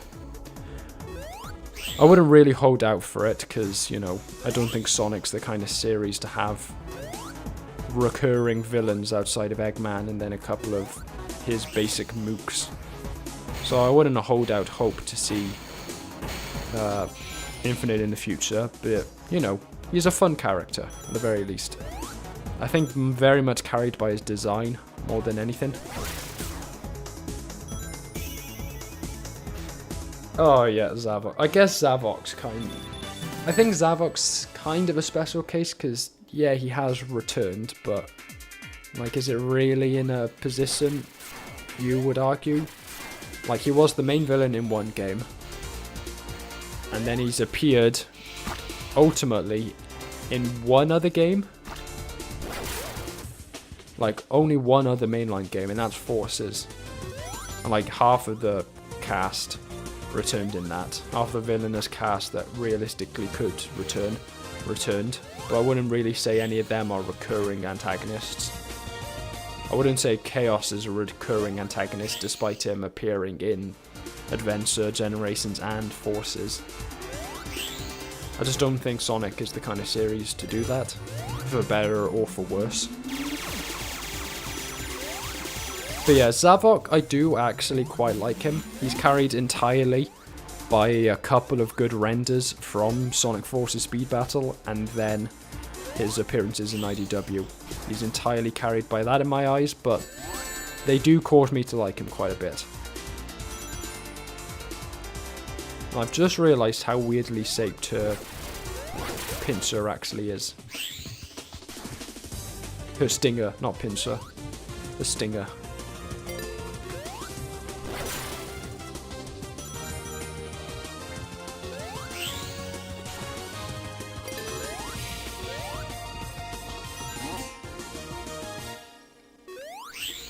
Vesela, my beloved, one of my favourite characters. I like Zavok, but it's purely a design thing. I mean, it's kind of the opposite for me. I think Zavok's worst trait is his design. Like, it could work so well, but it needs different shape language. Like, Zavok needs to be a bit broader. He needs to be more rectangular than he is now. He's a bit too round. Like all of the Deadly Six. They're all just a bit rounder than some of them could do. Like, obviously, Zomom should be round. Zik could be round. But, like, Zavok should be kind of broad and square. Zaz could do with being even spikier and, you know, straight lines and all the rest of that than he is now. Zor could probably do with being a bit less round than he is at the moment. He's just a kind of a pill. Every sense of the word. Yeah, I think the Deadly Six, I don't think they're ever going to be anyone's favourite group of villains from Sonic, but I think they are closer than people would admit to being good. They're not there yet, but they're closer than people would admit. And they're good.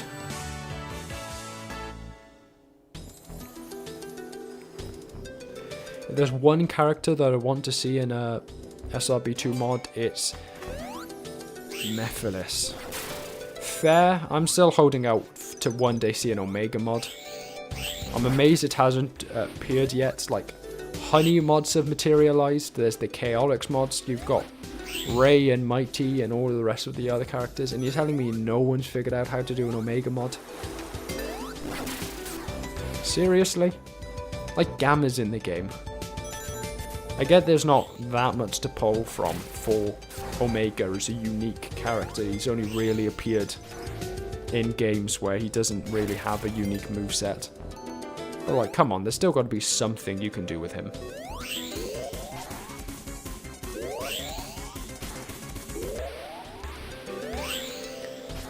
That, or maybe some of the old Archie characters, I think they'd be interesting to see. Like, just generally speaking, I would like to see the old Archie cast appear a bit more. Even just as, like, outfits in Crossworlds or in Speed Simulator or Rumble Party or whatever. Just, I think there's a ton of cool designs in that we don't get to see anymore.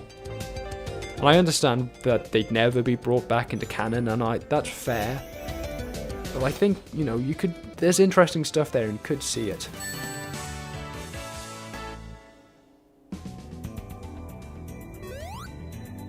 I remember seeing someone working on an Omega Sprites, but it's been a while.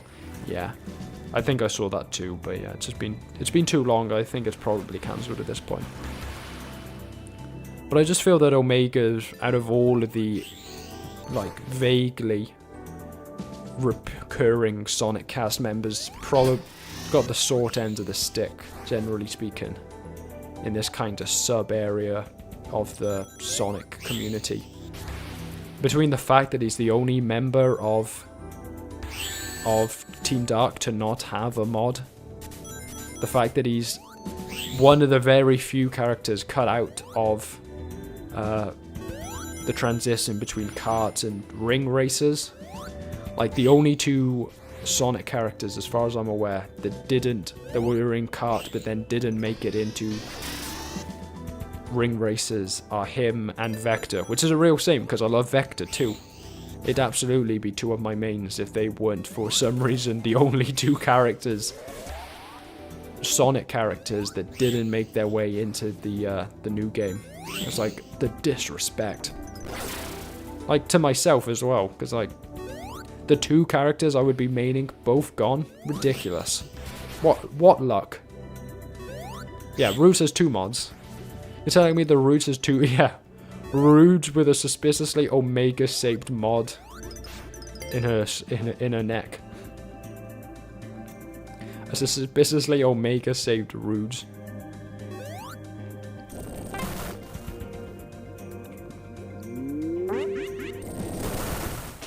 A bit awkward, but there we are. I do like Vessela's design. I think I might have complained about it at some point, but honestly, it's quite nice. Like, it's kind of a cool bee design.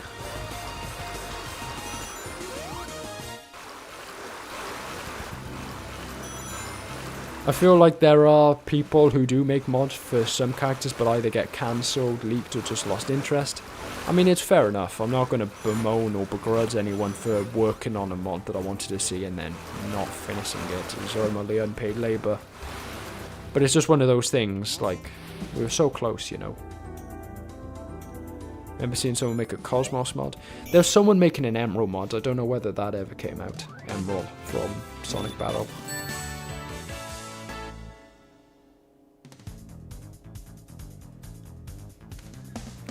Hope we get a Fleetway Supersonic mod.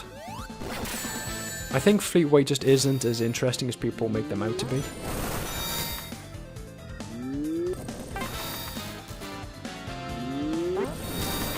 Oh, come on!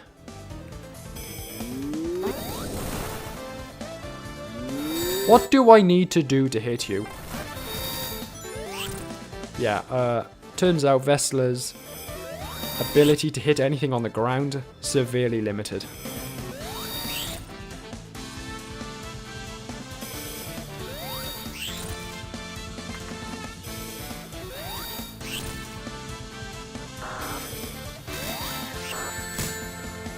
What? Somehow, that's the first time I've ever seen multiple Eggmen come out of the same pit.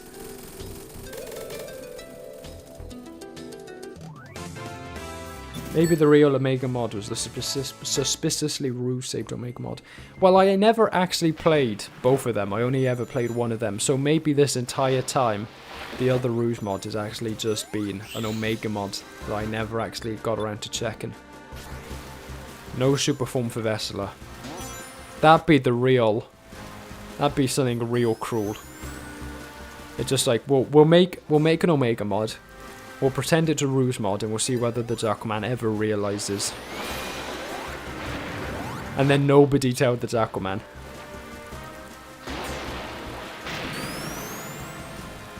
That'd be a cruel twist. Fleetway would be overpowered. I mean, yeah, he would be, but that's the fun of mods. As long as he never made it into the base game, does it really hurt anyone if someone's particularly overpowered. Oh, gotta remember that even after your flower power twirl runs out, you can continue your travel with the stinger. That's interesting.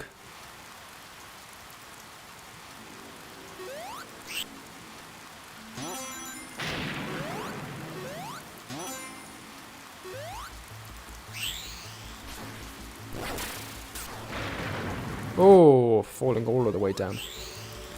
What about Mimic? He would be interesting. I just don't think he's quite got the de facto moveset baked into him in the same way the Whisper and Tangle do. Like Whisper and Tangle, you knew what their movesets were. Like even if you hadn't really read IDW, you could tell what Whispers and Tangle's movesets were going to be just based on their design. And I think Mimic just doesn't have that, because how would you apply the mimicking gimmick to a character like him, you know? Like, it would be interesting to see, don't get me wrong, and I'm sure someone could do good work with him, but I just don't know how you would interpret it into an SRB2 ability. And as for not liking Tangle's moveset because you don't know how to use it, dismissive answer, skill issue. Serious answer, I was the same. I didn't like Tangle for quite a while, but it's just practice. Like, I practiced with her, and now she's a real favourite of mine. I really do like Tangle quite a bit. Definitely better than some other mods that try similar things. Like, it turns out Bandages is quite similar to Tangle, but a lot worse. So yeah, I really do like Tangle. Oh, crap.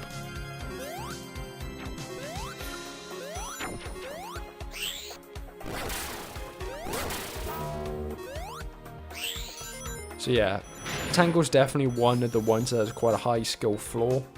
Like, you have to be somewhat skilled with her to use her at all. It's not just a case of doing good work with her. You need to be good. To do any work with her, you need to be good, which can be a bit off-putting. Well, I promise it's worth it. She's very fun to play if you practice. I will not tolerate Bandage's slander. Like, he's fine, but if you get good with Tangle, he's really difficult to look at him as anything more than just a worse version of Tangle.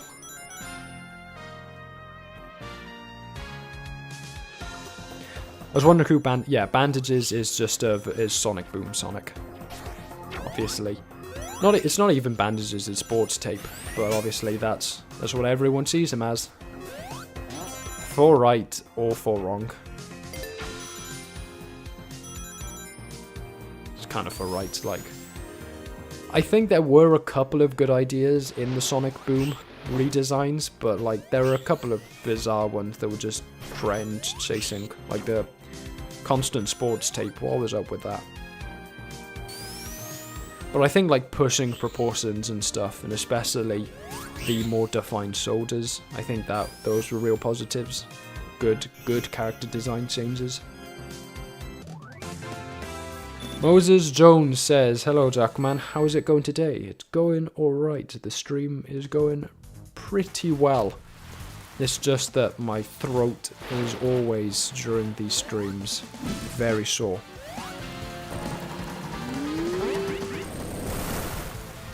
Oh, you get a... Can you hit him even with the cage up? No, unfortunately.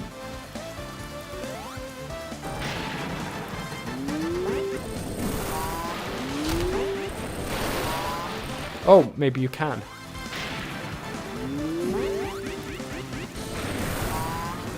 Oh, this is interesting.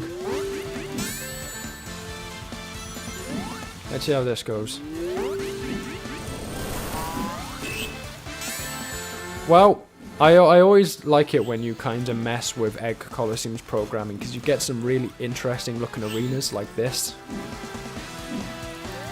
Like, it felt it needed to do one change, and it was like, okay, but I'm not quite feeling up to do the rest of the arena changes, so are you happy with this?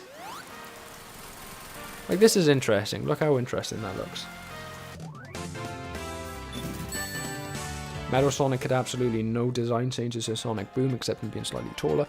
That is because Metal Sonic is perfect as he is. And I'm only slightly joking about that. I think Metal Sonic is so cool looking.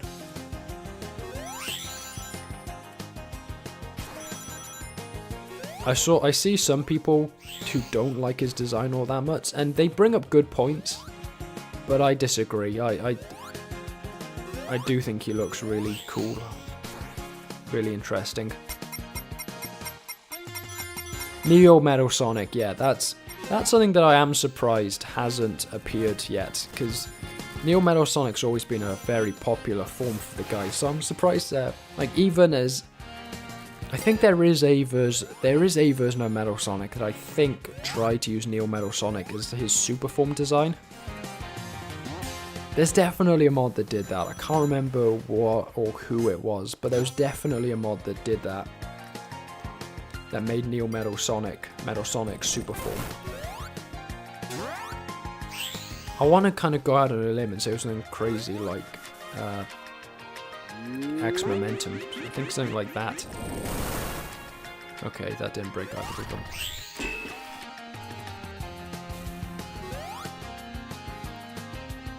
Swear there's a Neo Metal Sonic mod?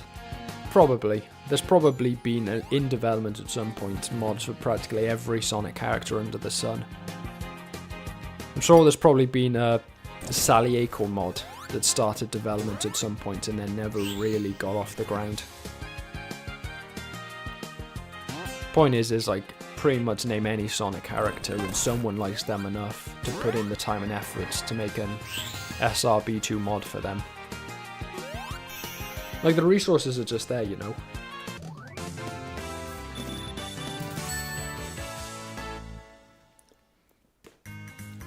What are your thoughts on the SRB2 32X project? Interesting. I haven't kept super up to date. I do follow SSN Tales on Twitter, but I haven't paid a huge amount of attention to the 32X project because, like, ultimately, even if it is finished, I'm not able to play it. But, like, it looks interesting. It'd be cool to see what it looks like in its final form. I think even just as watching it, it's an interesting little artifact.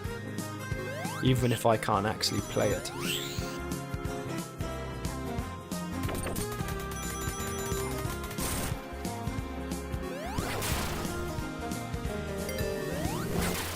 But yeah, that sort of project, and, you know, not just the 32X project, but that sort of concept, it's never been one that super interests me. Like, the whole devolution thing, I think it's just playing on nostalgia unnecessarily, you know? Like, do I really need to see what Bloodborne would have played like on the PlayStation 1? No. Because it didn't come out on the PlayStation 1.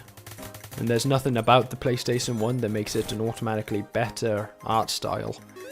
So I don't get why there's so many of those sorts of mods that are like, this is what this would have looked like on the PlayStation 1, or this is what... The most recent one I saw was, this is what Undertale would have looked like on the PlayStation 2, and it's like, no it isn't. Because Deltarune never came out on the PlayStation 2. It's just Final Fantasy X.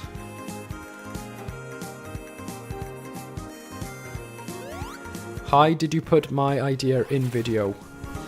I can't remember what that idea was, you're gonna have to remind me. Yeah, sorry, it was like 1, 2, 3, and 8.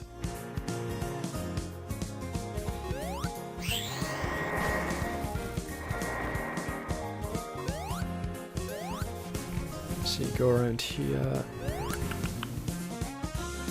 Yeah, the Sonic the Past, yeah, I did make that.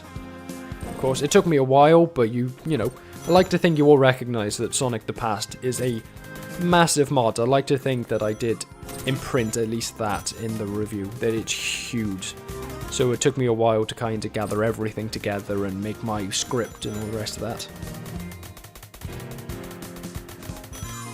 I think people would like a what-if scenario when it comes to games. Even people make art and animation about it, and it does look cool. Yeah. I think I'm just, as I grow older, I'm getting more and more cynical about the whole idea of nostalgia.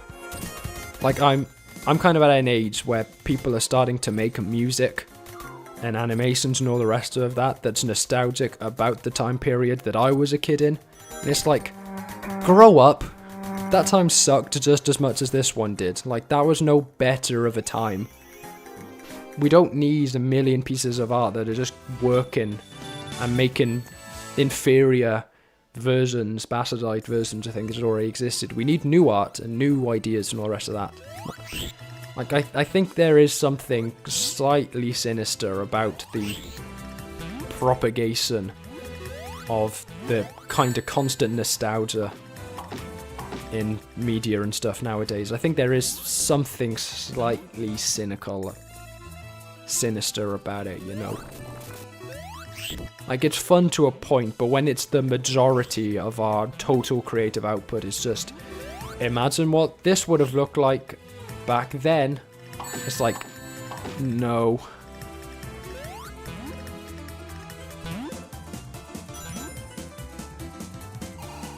Where are you? Oh, stop doing that. Right, we're skipping this guy. Doesn't really work to Vessela's strength.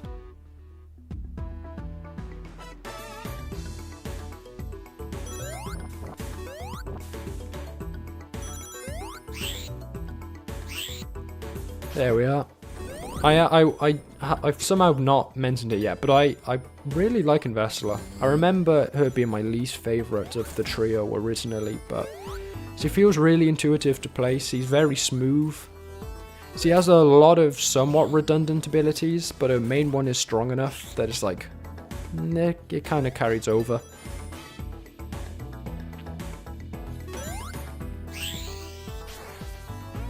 How did they manage to make Fang the worst boss and the worst character to play as in SRB2? Well, it's because they just had to put all of their effort into the infinitely superior playable antagonist, Metal Sonic, as they should have, because who really cares about Fang the bum?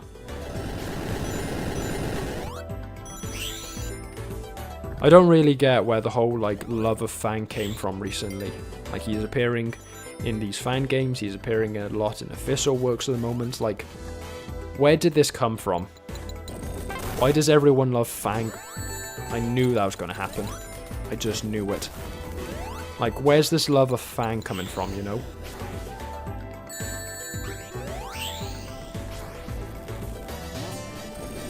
Messed that up. That could have looked so good.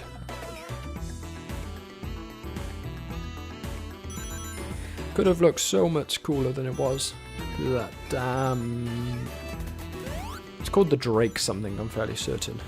Like Fire Drake. It's got a pretty boring name, if I remember correctly, compared to the other band nicks. Good thing the Vessela is a bit floatier than usual, because usually you just have to eat the ring gloss there. Another moment the jump latency would have been massive, because I definitely pressed jump before I got off the platform there.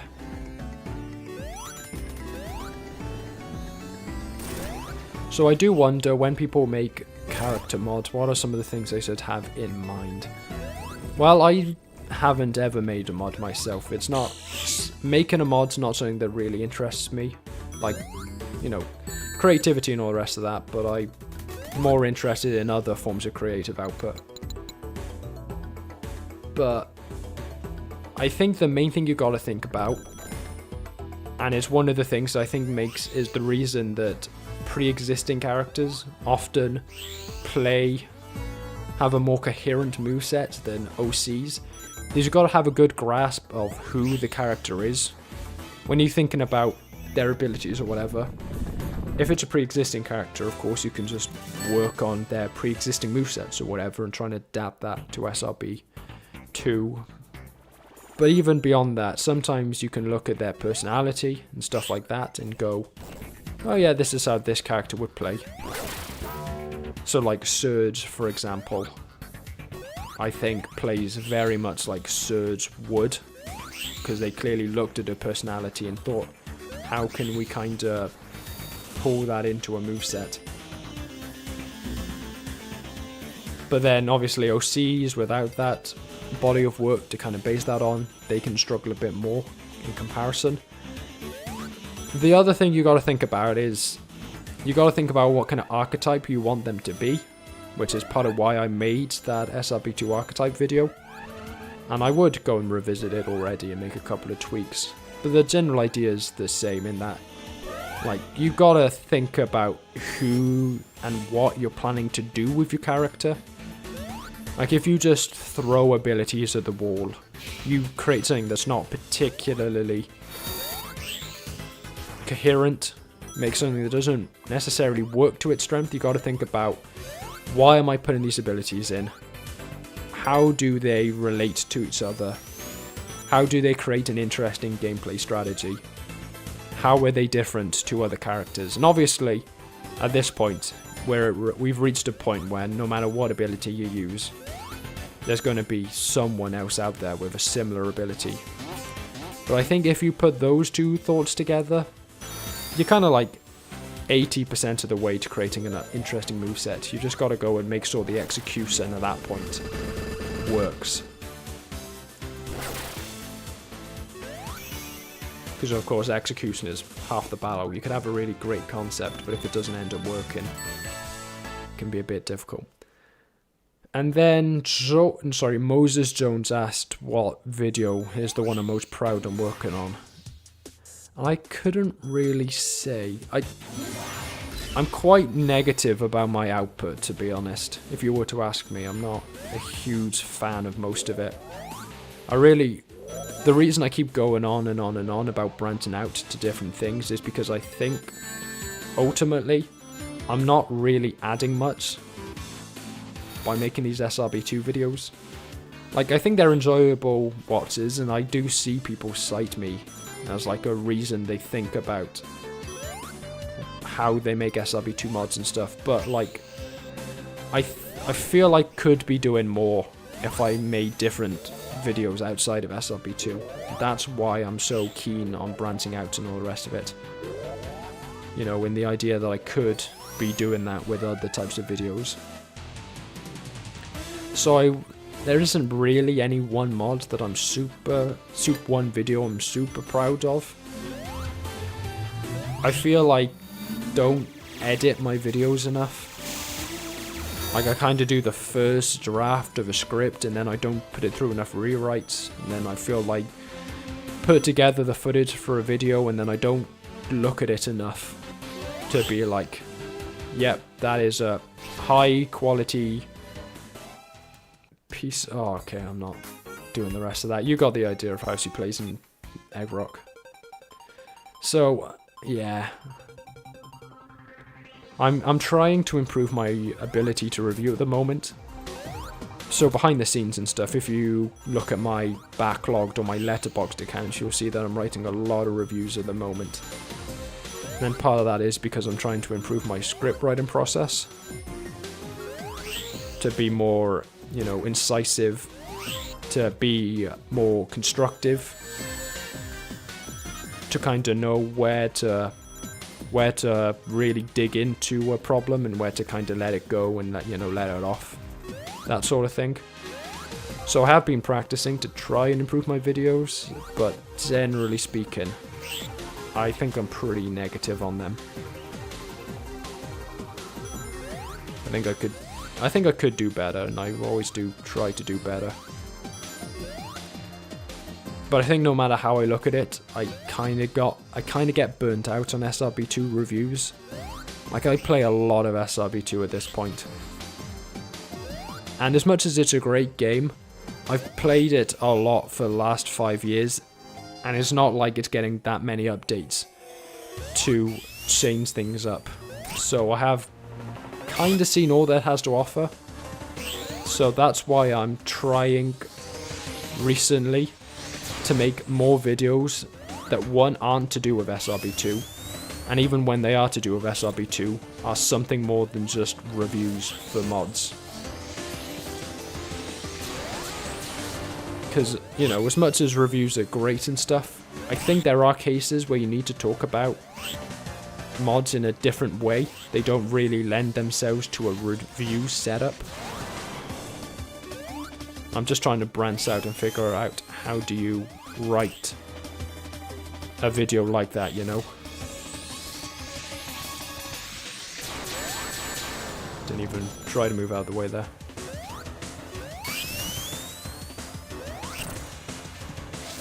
Like, the next video I'm planning to do, I don't think I'm going to be doing it as a review style. If I do cover the mod that I'm planning to next time, that's not going to be a review, I don't think. I'm going to find some other way to talk about that.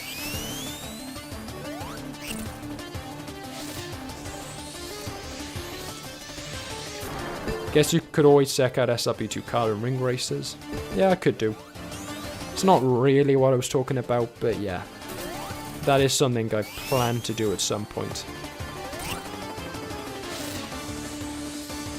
But one thing I am really interested in, and want to try and talk about more on the channel, is how video games have developed over time. And the rest of that. Like, as I'm growing older and I think more media literate, I want to talk more about how games work, how movies work and all the rest of that, how they can relate to each other, how it all kind of ties back, how they influence each other and all the rest of that. And I kind of want to find a way to start talking about that more on the channel. Like, one of the things I really want to do is try and put together a video game canon. Because there's a lot of talk in like the cinephile space and people who really love film about like the film canon, and there's a literature canon and all of this sort of thing of like the must watch movies, the must read novels, that sort of thing. And you know, there's a lot of talk about what to be considered a canonical work and what is just simply a good movie that isn't necessarily important. And I think that video games are starting to reach an age and a maturity where we need to be having that kind of discussion with them. Like, what are the canonical works for a video game? What are the video games that anyone who's really interested in the media form needs to play to really understand how it developed and reached the place that it does today, good or bad? That's something that I want to try and talk about more on the channel. Like, how did video games develop to the point that they are now? What are the games that to really understand gaming you need to play? And I think, you know, games like SRB2 have their place in that. Like, I think SRB2 is an important work to understand fan culture in video games. Sonic the Hedgehog obviously has its place in that. But like, I think it is important. I think someone needs to do it eventually. Like, start putting together a canonical list of the things you need to play to understand video games in the way that there are movies you have to watch to understand movies, that sort of thing. That thing. Alright, well, this could go very poorly. How are you still not dead? I've definitely put enough damage into you at this point. But yeah, that was kind of a serious note to end on. That sort of talk about what I want to do with the channel and stuff. I don't know how I'll go about it. I don't know when I'll go about it either. But I think this is why I'm kind of going through the playthroughs in the order I am, which is to say chronologically. And trying to branch out in all sorts of different genres and stuff and not skip a game, that sort of thing. But yeah, that's something that I want to do long term with the channel, is kind of push it more in that direction over time. But yeah, obviously SRB2 for the long term is still going to be a major part of the channel. I always wondered how bad a mod should have to be to get a 0 in a ranking. There isn't a 0 on my ranking scale. at a fundamental level, you can't stick a 0 on most ranking sites, so there's no point me giving a 0 if when I go and actually put up that review in places, I physically can't actually show I gave it a 0. So the lowest I'm ever going to give a mod, even if it's atrocious, is a 1. Or maybe in a really, really desperate case, I might just not rank it at all. Recently, I say recently, but ever since I think last year, I haven't given mods numerical rankings on the videos, because I recognize that, SRB2 mods are designed by effectively a volunteer, someone who's just doing it for the love of the game. It's not a professional team that's asking anything of you for playing it. It's just something that you voluntarily picked up. You didn't pay anything for it. No one was paid for working on it. You play it, and generally it's like a 2-hour, 4-hour piece of entertainment. You're not there for hours and hours and hours working through it.